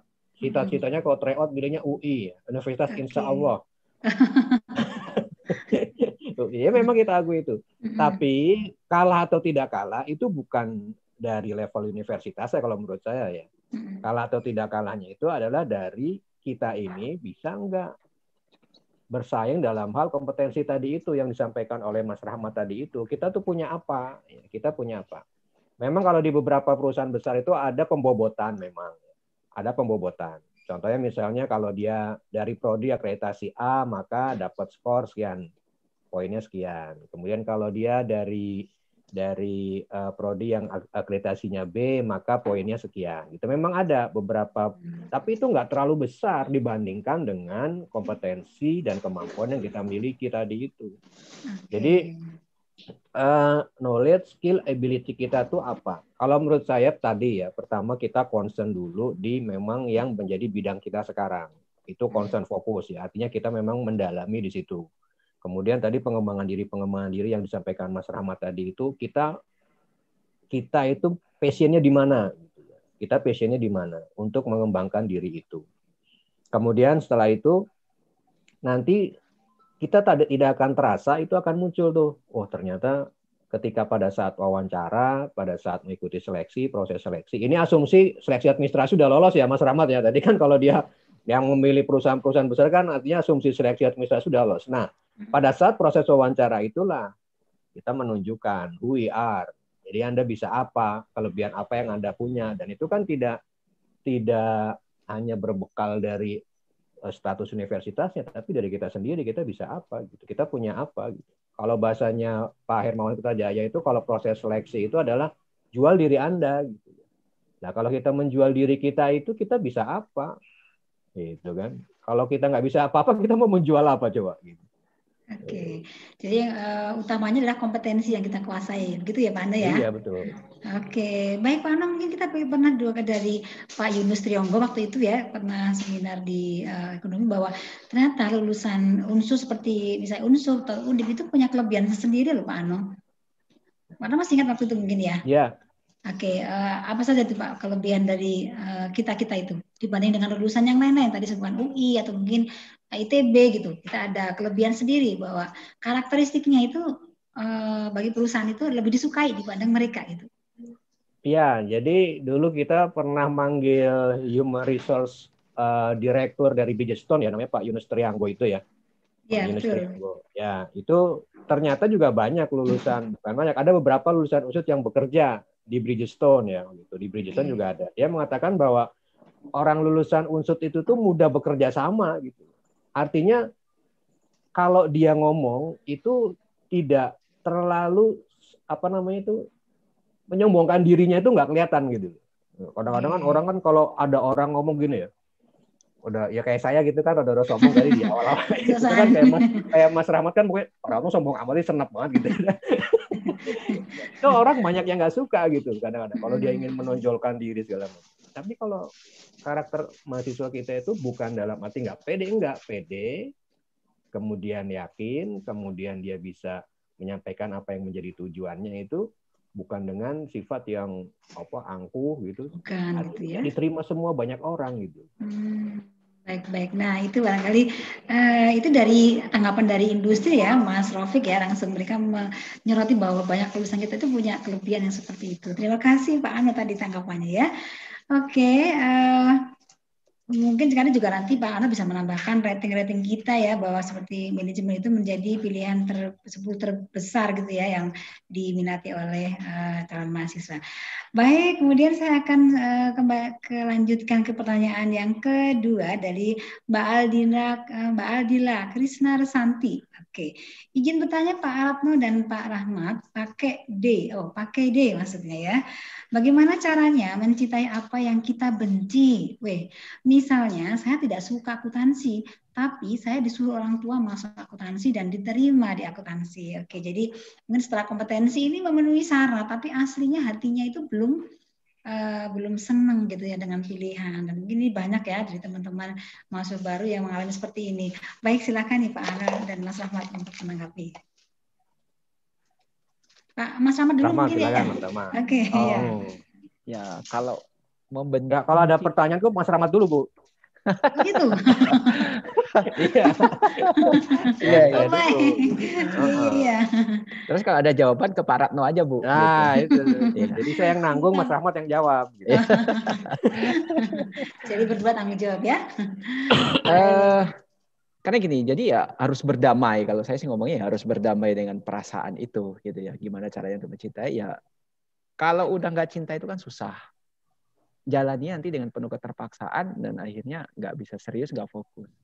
Jadi itu nanti kalau masih nggak bisa berdamai, maka otomatis ke depannya Mbak juga jadi akan lebih sulit ya untuk bisa mencetak pribadi Mbaknya yang berkualitas. Nah sekarang sudah harus diingat-ingat. Kalau saya kunci kunci ada dua. Yang pertama itu berdamai dengan rasa benci tadi. Yang kedua adalah bersyukur. Berdamai tadi ya harus bisa menetralkan perasaannya. Yang kedua bersyukur bahwa kenapa harus bersyukur? Ketika udah keterima sekarang di jurusan akuntansi ataupun di manajemen ataupun di ISP segala macamnya, itu adalah sebuah anugerah. Karena ada banyak ribuan orang yang pengen kuliah di jurusan itu nggak kesampaian gitu loh. Nah sementara diri kita sudah masuk di sini, kok kita benci gitu loh. Nah ini yang harus dilakukan oleh Mbak pertama gitu. Jadi berdamailah dengan perasaan itu, kesampaikan ke perasaan itu, setting targetnya, setting mindsetnya bahwa saya ingin sukses ke depannya, ya saya harus bisa menetralkan perasaan ini. Yang kedua saya juga udah bersyukur sekali gitu ya bahwa saya sudah bisa masuk di jurusan akuntansi, saya harus maksimalkan di jurusan saya ini gitu. Karena cinta itu kan bisa jalan atau bisa datang ketika kita memang ada usaha untuk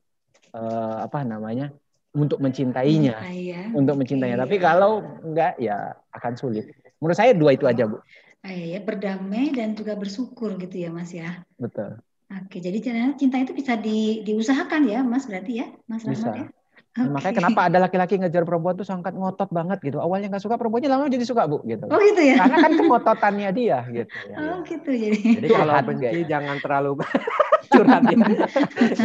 Kalau benci, kalau benci jangan terlalu benci. Kalau cinta jangan terlalu cinta. Kan teorinya gitu.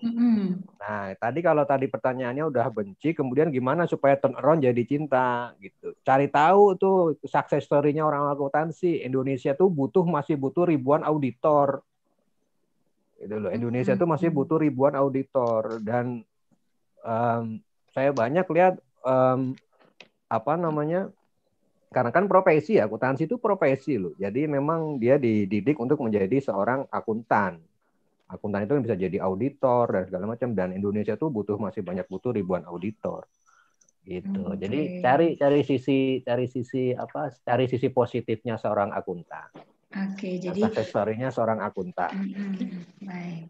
Boleh jadi tadi belum mencintai atau benci itu karena nggak tahu ya Pak, atau belum Belum tahu tahu, gitu ya. iya belum tahu. Oh, ternyata akuntansi itu banyak dirindukan kan gitu ya. Memang Baik, dibutuhkan. mudah-mudahan nanti Mbak Aldila bisa lebih berdamai dan bersyukur ya tadi dengan jawaban dari Mas Rahmat dan Pak Adno. Oke, masih bersama kita 141 peserta ya. Terima kasih banyak masih bergabung dengan kita. Baik, saya akan lanjutkan untuk pertanyaan yang berikutnya dari Mas David. Izin bertanya juga Bu, saya David jurusan manajemen 2019. Bagaimana agar kita tetap fokus mewujudkan apa yang sudah kita rencanakan? Karena kadang saya masih mudah terbujuk dengan yang lain gitu. Nah, jadi banyak godaannya nih gini ya. Mau fokus tapi ternyata yang di luar itu ada lebih menarik gitu. Nah, ini gimana triknya nih? Boleh Pak Ano atau Mas Rahmat nih? Ya, Ya Mas Rahmat, ayo Mas alami Rahmat. nih. Pak Ratna tuh jago godaan itu sebenarnya. Oh, gitu ya. Enggak, kalau saya Sudah jago ya. menggoda malah, jago menggoda gitu. Kemudian Iya, juga iya. godaannya banyak. Oke, silakan nih. Ya, kalau Sama saya boleh. jawabannya begini, itu biasanya sih tergantung karakter pribadinya juga, pribadi yang bersangkutan ya. Apakah tipikalnya memang orang yang cukup labil gitu ya, jadi gampang terpengaruh gitu ya. Makanya tadi salah satu yang disampaikan oleh Pak Rano juga, kenali, pahami yang sekarang udah didapat ini, apa sih sisi-sisi positifnya. Penyempurnaan dari tadi rasa bersyukur ya. Jadi ketika kita sudah mengetahui itu semua, begitu banyak godaan yang nanti masuk, ya pasti antibodi kitanya udah kuat gitu loh. Karena kita udah memahami. Kenapa kita bisa goyah itu karena kita nggak tahu nih. Ya tadi nggak punya, mati ya Bu suaranya. Enggak kok, Halo. nyala. Oh nyala Nyala ya. Mas, ya, yang mati saya aja Ya. tadi barusan. Oh, Suaranya. ya. Ya, silakan. Karena nggak punya antibodi yang kuat tadi, nggak mempunyai nggak mengetahui apa sih kelebihannya, keistimewaannya, akhirnya ketika masuk godaan yang baru, dia akan terpengaruh gitu. Makanya kenali gitu ya, kenali apa yang sekarang sudah didapat. Nah terus setelah tadi mengenali, tadi yang tadi sampaikan waktu di awal saya, fokus supaya tetap fokus, tetapkan targetnya. Karena orang nggak akan fokus itu kan nggak punya target gitu. Oke, baik. Karena pengalaman saya seperti itu gitu. Saya punya bawahan, saya pribadi punya target. Ketika saya punya target berapa, ketika belum tercapai tanggal sekian, maka effort saya harus melakukan apa gitu. Karena saya punya target yang harus saya capai gitu. Itu kan bentuk sebuah harga diri, sebuah achievement yang harus kita capai. Makanya kalau memang belum punya target, tolong setting targetnya sekarang supaya kamu bisa mengetahui. Nah, makanya tadi kan mudah-mudahan dengan profil saya alumni manajemen loh gitu loh, pemasaran, saya bisa kok ke luar negeri gitu loh. Bukan sombong ya Pak Ratno, nggak boleh sombong ya Pak. Tadi sombong bukan di kategorinya Pak. Jadi kalau itu kita anggap promosi Inspiratif, bukan Mas. sombong ya, oh, promosi. bukan promosi ya, oke. Iya. Berarti Memang masih beda tipis sih antara promosi sama sombong. iya. Iya. Jadi ada kok, bisa kok. Kenapa harus ragu dengan jurusannya yang sekarang? Kenapa harus masih tergoda gitu? Atau masih harus ragu dengan pilihannya yang sekarang? Makanya tadi kenali gitu loh. Cari-cari informasi apa-apa aja yang ini gitu ya. Terus bersyukur ngelihat dari luar banyak orang yang nggak ini. Setting targetnya yang benar bahwa udah masuk di sini saya harus bisa achieve apa-apa aja yang mau saya capai. Kurang lebih 3 hal itu. Oh, gitu Ya ya. memang kadang-kadang kalau kita suka penyakitnya itu kan gini Bu Dwita, kita udah Gimana pasang tuh? target nih ya, tapi kadang-kadang memang penyakit anak muda tuh begitu tuh memang. Saya juga ngerasakan dulu gitu. Jadi udah pasang target itu kemudian kadang-kadang suka tergoda dengan hal yang lain jadinya targetnya melenceng gitu kan. Kayak saya juga sebenarnya masalah target juga ini kan juga melenceng misalnya. Dulu saya cita-citanya tuh bisa guru besar usia 40 tahun gitu kan. Oh, gitu Ya ya. masih ada waktu. Sekarang kan saya masih 25 Bu. Ya, saya masih 25 sekarang. 25 lebihnya ya Pak ya. Jadi kalau kita pasang target itu pengalaman saya itu memang kita harus benar-benar komit sama target itu deh. Baik. Karena kalau kita nggak komit ya useless juga. Komit itu kan sebenarnya gampangannya gini. Kalau ada pilihan lain, kalau nggak ada pilihan lain itu namanya bukan komit gitu. Memang nggak ada pilihan lain gitu. Komit itu kan ketika ada dua pilihan yang berbeda, kita memilih satu itu yang memang jadi pilihan kita. Ketika ditawarkan, ya contohnya kayak Mas Rahmat gini ya, Mas Rahmat. Kenapa dia stay di Toyota gitu? Stay di Toyota. bisa kita cek nih Mas Rahmat ini loyal atau enggak di Toyota gitu. Komitmennya gitu kan. Coba aja kita tawarin dia kerjaan di Bridgestone gitu ya dengan gaji yang lebih tinggi. Kemudian Kira-kira posisinya langsung gimana? manajer marketing gitu ya dengan fasilitas segala macam. Kegoda nggak dia nih? Kalau dia kegoda berarti nggak komit sama Toyota gitu. Oke, komitmennya lain ya Pak. Beda, komitmennya beda. Oke. Nah, tadi ini Mbak, salah satu yang disampaikan oleh Pak Yunus Yonggo waktu itu bahwa lulusan kita itu salah satu kelebihannya adalah ini loyal gitu, tidak mudah pindah-pindah ke yang lain gitu. Termasuk hasil tracer study Pak Ratno tahun 2019 kita lakukan tracer study alumni lulusan 2015 sampai 2013 itu memang mereka tuh durasi atau tenurnya itu lama gitu untuk stay di perusahaan itu. Itu salah satu kelebihan kita gitu ya. Jadi perusahaan akan lebih suka, begitu kan ya Mas Rahmat ya, Betul, dibanding dengan yang suka pindah-pindahan gitu ya. Oke, baik, terima kasih ya. Mudah-mudahan tadi menjawab pertanyaan Mas David. Nanti kalau belum jawab, belum puas bisa raise hand boleh ya Mas David ya. Godaannya kayak apa sih Mas gitu. Oke, baik, ini dari Mbak Lisna ya. Bapak, saya sejujurnya masih ingin pindah jurusan karena saya merasa materi yang diajarkan terlalu susah gitu ya. Menurut Bapak, bagaimana sebaiknya? Apakah saya berusaha mencintai pilihan saya ini atau pindah jurusan? Oke, jadi masih galau-galau gini ya, Mbak Lisna. Baik nih, silakan nih, tetap stay di sini atau pindah jurusan ya gitu ya, tahun depan mungkin ya. Bagaimana nih? Ya kalau tahun depan nggak bisa gimana? Udah kadung. Jangan-jangan 1 tahun ini malah jadi lebih cinta ya Pak ya, bisa jadi loh ya. Iya betul. Ya memang yang namanya tadi ya kita kan topiknya masalah pilihan ya. Kita memang harus memilih dan kadang-kadang pilihan kita itu bukan dari hasil pilihan kita sendiri. Tadi kan hasil survei ada juga yang memang pilihan orang tuanya atau terpaksa. Itu kan memang ada 1-2 orang yang seperti itu. Passion itu memang tidak bisa dibangun ketika tidak ada kesesuaian antara hati kita dengan apa yang kita lakukan. Itu kan kuncinya. Tadi kan saya bilang salah satu kunci kesesuaian kan passion. Nah, passion itu memang nggak akan bisa kita munculkan dalam diri kita kalau kita nggak sesuai dengan apa yang kita lakukan. Jadi ada unfitness gitu bahasanya ya, nggak cocok gitu. Kalau nggak cocok itu memang turn around, pindah gitu. Kalau nggak cocok pindah, karena kalau dipaksakan gitu ya performanya gitu-gitu aja gitu ya. Performanya gitu-gitu aja memang. Emang itu faktanya kayak gitu kok, kita memang tidak menafikan gitu.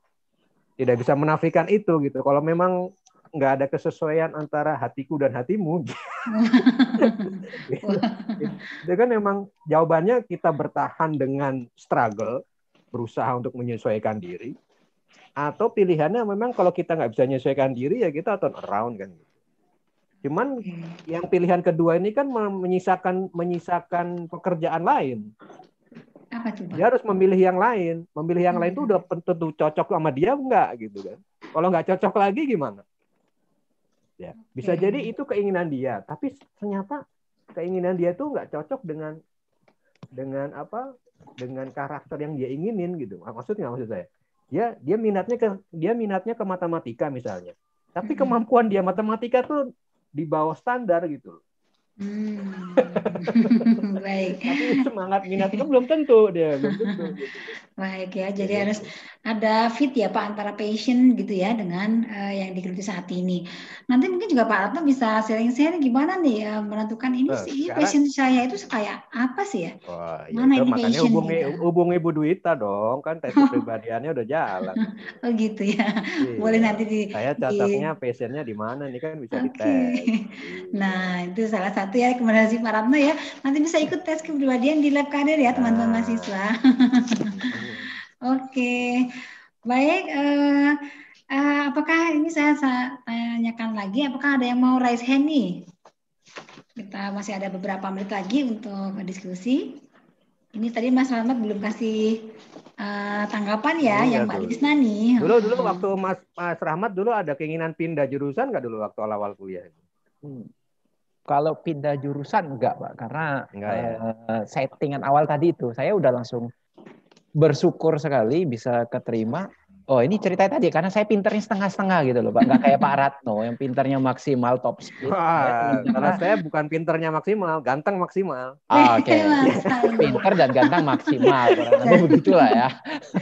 Kalau saya yang pinter setengah-setengah, waktu itu saya ngambil jurusan itu 3 loh, Pak. Saya ikut IPC. Jadi yang Oke, Dari IPA pertama, juga? iya dari IPA dulu. IPA yang nggak jelas juga sebenarnya karena kan IPA favorit ya waktu SMA ya. Iya benar, keren Pak. betul, Keren. Apalagi A1 ya, keren ya Pak. Cuman kan Ya. saya kenali waktu SMA loh, saya ini pintar aja setengah-setengah begini repot nih kalau saya ngambil jurusan yang eksak banget ya. Makanya pilihan pertama memang saya nggak di Unsud, pilihan kedua itu Unsud, pilihan ketiga saya ada lagi di universitas yang lain. Ternyata saya keterima ya di Unsud gitu. Itu awalnya saya sudah merasa bahagia banget. Alhamdulillah saya bisa keterima di universitas. Karena apa? Karena saya mengenali potensi saya ini seperti ini gitu. Nah tadi menjawab beberapa pertanyaan. Apakah benar alumni Unsud itu sulit untuk menjadi? Tadi udah dijawab sama Pak Ratno. Ya ini tadi nyambung dengan pertanyaan itu juga bahwa kita berhasil, kita kalah atau enggak dengan yang lain itu memang ada faktor dari universitasnya ada, tapi itu enggak dominan. Yang paling besar dari siapa? Dari kitanya sendiri gitu loh. Saya banyak ngalahin dari universitas lain kok gitu loh. Sampai di posisi saya gitu loh. Senior saya dengan posisi saya ini ada yang sampai 20 tahun, 30 tahun, 25 tahun kerjanya. Saya baru 4 tahun udah langsung keterima di posisi yang sekarang. Oh gitu ya. Iya. Jadi kalau bicara untuk posisi yang sekarang itu ada yang sampai 15 tahun, 10 tahun dia menunggunya. Ada yang 20 tahun baru bisa di posisi yang sekarang. Jadi telat karirnya. Saya 4 tahun bisa yang sekarang. Yang berikutnya saya masuk MDP yang untuk menjadi branch manager itu juga banyak sekali. Ada ratusan lagi yang di levelnya saya belum merasakan itu juga. Alumni mana? Banyak dari UI juga ada, dari mana juga ada gitu. Jadi ya memang itu menentukan tapi tidak yang paling dominan. Dominannya kompetensi ya Mas Ahmad Yes, ya. kembali lagi ke potensi tadi. Oke, terima kasih. Ini tadi ada yang sudah raise hand nih. Boleh ini berikan kesempatan untuk Mbak Yusa Meira. Silahkan Mbak Yusa Meira untuk bisa on kamera ya, menanyakan langsung pada narasumber kita yang luar biasa. Silahkan Mbak Yusa.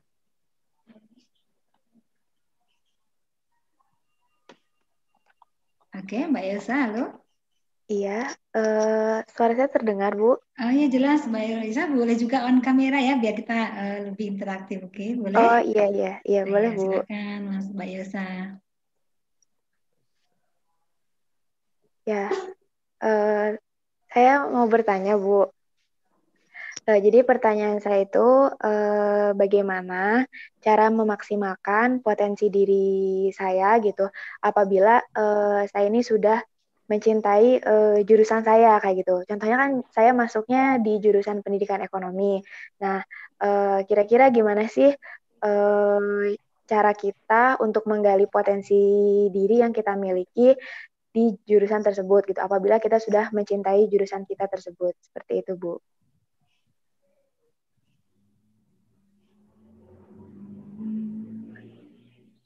Bu Rita hilang lagi Bu Rita. Pak Ratno berarti yang langsung jawab. Ya, Pak Rahmat aja gitu. Terima kasih Mbak Yosa, pendidikan ekonomi ya. Angkatan berapa? Angkatan 2019, Pak. 2019. Oke, berarti udah masuk semester 3 ya, semester ini ya. Iya, Pak. Kemudian aslinya mana? Dari Cilacap, Pak. Oh, wonge dewek ya, tetangga ini. Tetangga. Tetangga Kroya. Ya. Terima kasih Mbak Yosa. Saya ambil alih moderatornya Bu Dwita ini. Oleh karena itu silakan Pak Rahmat untuk menjawab.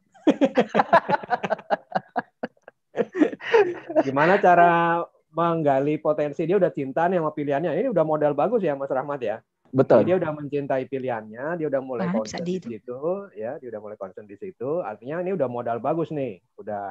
Dia udah cinta dengan pilihannya. Nah, tinggal bagaimana cara gali supaya dia tetap potensinya di situ. Oke. Jawabannya sih sebenarnya dari yang tadi kita sampaikan yang sebelumnya sih. Ini kan modalnya udah bagus nih Mbak Yosa ya, Mbak Yosa Meira. Boleh di speaker aja Mbak, nggak apa-apa, di unmute lagi. Mungkin mau nanti langsung nanya lagi kan. Modalnya udah bagus. Ini jadi modal awal untuk dikembangin tadi. Nah, ketika sekolah kan mungkin Mbak Yosa 2019 berarti semester 3 ya sekarang ya? Iya, semester 3. Semester 3. Selama kuliah udah ngapain aja nih? Kuliah aja? kuliah, terus ikut UKM juga kayak gitu. Ikut Oke. kepanitiaan-kepanitiaan yang di kampus gitu.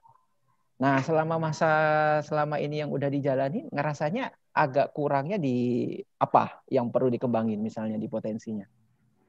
Mungkin kayak kalau misalnya di kelas gitu, kadang suka masih malu-malu gitu, belum terlalu pede. Terus kayak di UKM juga masuknya saya sih nggak terlalu aktif gitu, masih kayak setengah-setengah Oke. gitu. Kayak kadang aktif, kadang enggak kayak gitu. Padahal di kelas itu juga berangkatnya mandi kan, tapi masih malu-malu gitu Ya. ya. Harusnya Kalau malu-malu sih masih mending Mas Rahmat. Kalau malu-maluin itu loh yang jadi masalah. harusnya jangan malu gitu ya. Nah, Iya. sekarang kan udah ketahuan itu. Jadi sekarang pertama yang harus dilakukan adalah Mbak Yosanya kenali nih, saya itu lemahnya di mana sih? Oke, ternyata kan tadi ada karakteristik malu. Nah, ketika malu itu kan harus dilawan. Jangan didiemin aja. Mau bertanya, nanya nggak ya? Nanti pertanyaan saya bagus nggak ya? Pak Ratno ini mau jawab nggak ya pertanyaan saya? Nanti saya Malah dimarahin digimanain nggak nggak gitu ya? ya? Saya Malah ditanya dimarahin malah atau dimarahin enggak? gitu. Pertanyaanmu Nah, salah gitu. pertanyaan salah, jawabannya nggak ada soalnya. Nah, dari sekarang itu yang harus dilawan sama Mbak Yosa untuk mengembangkan, memaksimalkan dan mengembangkan potensi yang ingin dicapai. Ya harus aktif, lawan. Ketika di kelas aktif, mulai bertanya. Mulai dari pertanyaan yang nggak mutu, nggak masalah. Karena memang ketika bayi itu mau berjalan pun dia akan jatuh dulu. Awalnya saya juga nggak biasa nanya gitu loh. Nanyanya mungkin teori ditanya lagi. Kadang dosennya mungkin sebel. Oh, boy ini nanya lagi yang ini kan udah dijelasin gitu. Nggak apa-apa, tapi itu adalah langkah awal untuk belajar. Sehingga next-nya kamu akan bisa membentuk pribadi yang bisa menciptakan pertanyaan yang berkualitas. Karena apa? Karena keseringannya melatih dirimu gitu loh. Nah, percuma aja nih posisinya ketika di kelas pasif ataupun ikut organisasi juga pasif. Potensinya nggak akan berkembang sama sekali. Ambil peran. Ketika ada di kelas, misalnya ada tugas dari Pak Ratno, suruh bikin presentasi, harus ambil peran. Jangan yang jadi operator, moderator. Saya ngoperasiin aja ya, cari aman. Itu kan posisi aman itu ya, Pak Ratno ya. Mindahin slide ya, mindahin slide. Mindahin slide. Saya ada pekerjaannya. Saya Dia aktif berfungsi banget di gitu awal ya. gitu. Dia aktif bilang, Iya. aku yang ya operatornya ya gitu. Nah, harus ambil peran. Ambil perannya dengan apa? Mungkin menjadi awal kalau untuk menjadi pemateri mungkin berat. Oke, jadi moderator minimal. Awal, rancang yang mudah-mudah dulu. Dari moderator dulu, rancang. Untuk mengambil peran itu. Terus ketika di UKM, sama, ya jangan cuma jadi ikut meeting, ikut rapat, ikut. Tapi duduk manis, tunggu snack giliran muter gitu ya. Jangan, ya sampaikan aspirasi. Karena kan di situ nggak ada dosen. Mbaknya bisa berkreasi banyak, bisa nanya banyak, mengembangkan pola-pola struktur kosakata gitu ya, sehingga melatih komunikasinya. Seperti saya begini bisa ngomong panjang banget sampai Bu Duita juga risih nih, panjang amat ngomongnya Mas Rahmat nih. Kurang lebihnya gitu. Karena apa? Karena latihan dari zaman dahulu gitu. Itu caranya mungkin kalau mau mengembangkan potensi diri. Dan memang hasilnya itu nggak kelihatan saat ini juga ya Mas Rahmat ya. Itu hasilnya memang ongoing gitu loh. Betul. Jadi mungkin kita tidak merasakan itu saat ini, tapi nanti begitu sudah punya adik kelas 2 tingkat, 3 tingkat, wow, jadi udah kelihatan tuh perkembangannya. Tapi ya tadi, memang kalau kita aktif organisasi kan ada peran penonton, ada peran pendamping, ada peran pendukung, ada peran utama. Nah, ya semua peran sih penting, cuman kalau bisa kita peran utama gitu, aktif. Silakan Bu Duita. Saya kembalikan moderatornya ke Bu Duita. Tadi saya sambil alih Bu jadi moderator. Enggak apa-apa. Terima kasih Pak. Karena di sini sinyalnya agak andap-andap ya. Jadi mesti ganti posisi. Aduh masalah ya. Terima kasih ya tadi ternyata ini ya Mas Rahmat ya. Jadi perlu mengenali diri sendiri ya. Apa kelebihan saya, kekurangan saya gitu ya. Dan kekurangan itu harus di-upgrade ya. Dilawan tadi malu-malunya ya Mbak Yosa ya. Iya Bu. Oke, baik, terima kasih. Tapi memang penting Bu Duita itu ya untuk mengenali diri kita itu memang penting kok itu. Jadi kita itu kelebihannya di mana, kelemahannya di mana. Memang kan nggak semua orang itu passion untuk ngomong di depan umum ya. Tapi kan dia punya kelebihan misalnya jadi analis data, misalnya yang memang tidak butuh banyak ngomong, kemudian pakar statistik, pokoknya Kan nggak mesti itu ya. Jadi lihat potensi dia itu dengan mengenali diri sendiri dulu gitu. Oke, nah itu nanti teman-teman bisa ya ikut tes kepribadian di lab karir ya Pak Ratno ya. Nah, itu Jadi nanti makanya harus ikut biar itu. tahu ini saya bagusnya di karir di mana nih, saya kelebihannya apa, kekurangan apa, ini bisa dipahami oleh teman-teman mahasiswa. Baik, ini seru sekali pembicaraan kita hari ini. Sharing-sharingnya luar biasa dari Pak Ano dan juga dari Mas Rahmat ya. Dari mulai waktu kuliah sampai pencapaian saat ini sudah banyak sekali yang kita dapatkan. Nah ini mohon maaf apabila ada pertanyaan yang belum terjawab ya mohon maaf. Nanti bisa calling-calling lagi bisa ya. Tanya langsung bisa ya di luar ini. Jangan calling-calling, jangan calling-calling Bu. Apa tuh, Pak? Bikin forum lagi. Gitu. Oh gitu ya, aduh. Terima kasih Pak sudah dikasih jalan forum lagi. Baik ya. Oke, untuk menutup sesi diskusi ini, saya mohon untuk memberikan closing statement-nya untuk Pak Ratno dan juga untuk Mas Rahmat. Silakan, mungkin pesan-pesan atau apapun yang menurut para pembicara ini penting diketahui dan dipahami oleh mahasiswa. Silakan. Silakan Mas Rahmat tadi. Saya kan udah ngomong duluan di awal. Sekarang ya Mas Rahmat closing statement-nya duluan. Boleh Mas Rahmat dulu boleh. Silakan Mas saya tinggal Rahmat. Wassalamualaikum gitu loh. Enak saya ya, harus Pak, ya. manut sih. Karena kan harus sama senior ya Mas ya. Iya manut. Ini karena kan guru saya gitu. Jadi saya durhaka nanti kalau nggak manut kan itu. Ya, jadi intinya gini buat adik-adik semua, teman-teman mahasiswa sekarang. Pertama, kalau masih ada yang ragu, coba untuk bersyukur gitu ya, bahwa banyak sekali rekan-rekanmu yang lain itu belum seberuntung dirimu gitu ya. Banyak yang ingin kuliah tapi tidak bisa kesampaian. Apakah terkendala masalah biaya ataupun kesempatan ataupun kompetensinya yang nggak masuk sehingga tidak bisa kuliah di tempatmu yang sekarang. Jadi harus benar-benar bersyukur. Dari rasa syukur ini maka kamu akan bisa mencintai sehingga nanti kedepannya akan bersungguh-sungguh. Nah, ketika sudah yang bersungguh-sungguh, yang kedua adalah bagaimana selama kuliah tolong maksimalkan. Jangan jadi pribadi yang monoton yang tadi disampaikan oleh Pak Ratno. Saya waktu sekolah dulu adalah pribadi yang monoton, hanya berangkat dari rumah, sekolah, main gitu ya. Ternyata itu tidak memberikan manfaat yang sangat signifikan dalam pribadi dan pengembangan potensi saya. Makanya kenapa saya merubah mindset saya. Poin keduanya adalah bagaimana harus bisa mengembangkan diri saya menjadi pribadi yang berkualitas. Dengan apa? Dengan 4 hal tadi. Bagus secara akademik, kuasai bahasa Inggris dengan sebaik-baiknya, TOEFL-nya minimal 500 terukurnya.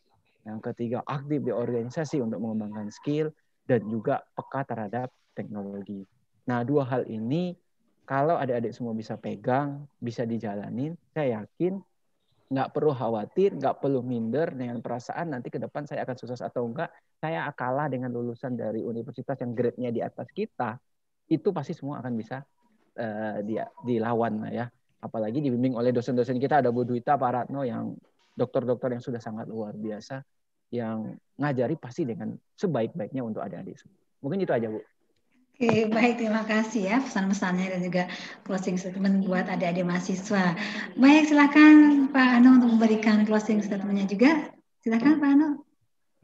Ya, tanpa mengabaikan takdir yang sudah ditentukan Allah pada kita semua, apa yang kita lakukan pada saat ini sampai dengan nanti 4 tahun ke depan itu sangat menentukan kesuksesan kita, masa depan kita, sehingga jadilah mahasiswa yang serius ya. Jadi kalau serius itu dosen respect gitu ya. Mahasiswa serius, dosen respect, nilai A gitu kan. Demikian Bu Rita. Baik ya.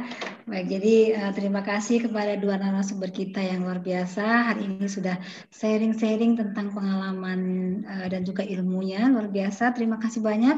Mudah-mudahan menjadi amal jariah Pak Ratno dan juga Mas Rahmat sudah berbagi ilmu hari ini.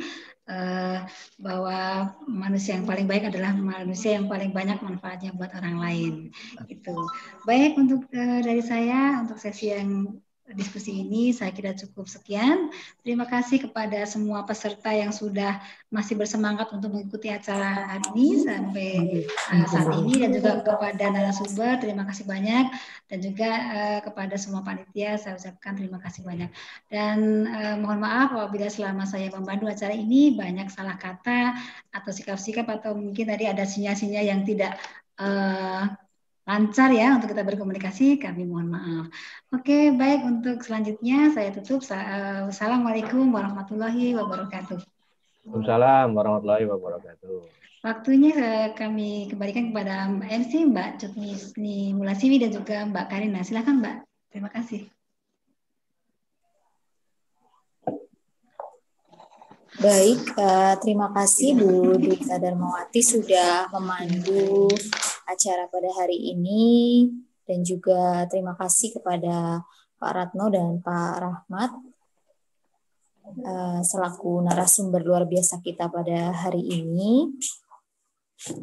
Untuk acara selanjutnya kita sudah sampai ke penghujung acara, yaitu untuk acara penutup. Kemudian untuk link esertif dan juga materi nanti akan diinformasikan oleh pihak panitia. Untuk link esertif akan di-share melalui chat Zoom meeting, dan materi mungkin nanti akan disampaikan melalui Telegram group dari peserta. Baik, Bapak Ibu hadirin dan juga rekan-rekan mahasiswa yang sudah bergabung pada hari ini, saya mengucapkan terima kasih, apresiasi yang sangat luar biasa sampai sekarang masih ada sekian banyak peserta yang masih join setia mengikuti kegiatan kita. Nantikan kembali kegiatan kita berikutnya yang selalu kita update melalui laman sosial media kita di Instagram Lab Karir, dan juga rekan-rekan bisa kalau ingin coaching, kemudian tes kepribadian, rekan-rekan juga bisa berkunjung ke Lab Pengembangan Karir dan Pusat Alumni yang ada di lantai 1 Gedung Lab Terpadu FVP Unsur. Baiklah rekan-rekan sekalian, saya selaku MC Cutmisni Mulasiwi dan atas nama rekan saya juga Mbak Karina, kebetulan sedikit trouble karena tadi beberapa kali sinyalnya hilang, mohon maaf sekali. Saya mengucapkan terima kasih sekaligus permohonan maaf apabila selama menyampaikan dan juga memandu acara pada hari ini mungkin masih banyak terdapat kekurangan dan juga kesalahan. Saya juga mewakili panitia mengucapkan permohonan maaf yang sebesar-besarnya. Untuk mengakhiri acara pada hari ini, marilah kita membaca hamdalah bersama bagi yang muslim dan yang non-muslim bisa menyesuaikan. Alhamdulillahirabbil alamin. Baiklah Bapak Ibu hadirin yang berbahagia dan juga rekan-rekan mahasiswa, sekali lagi saya sampaikan terima kasih. Sekian dari saya. Wassalamualaikum warahmatullahi wabarakatuh. Terima kasih Mas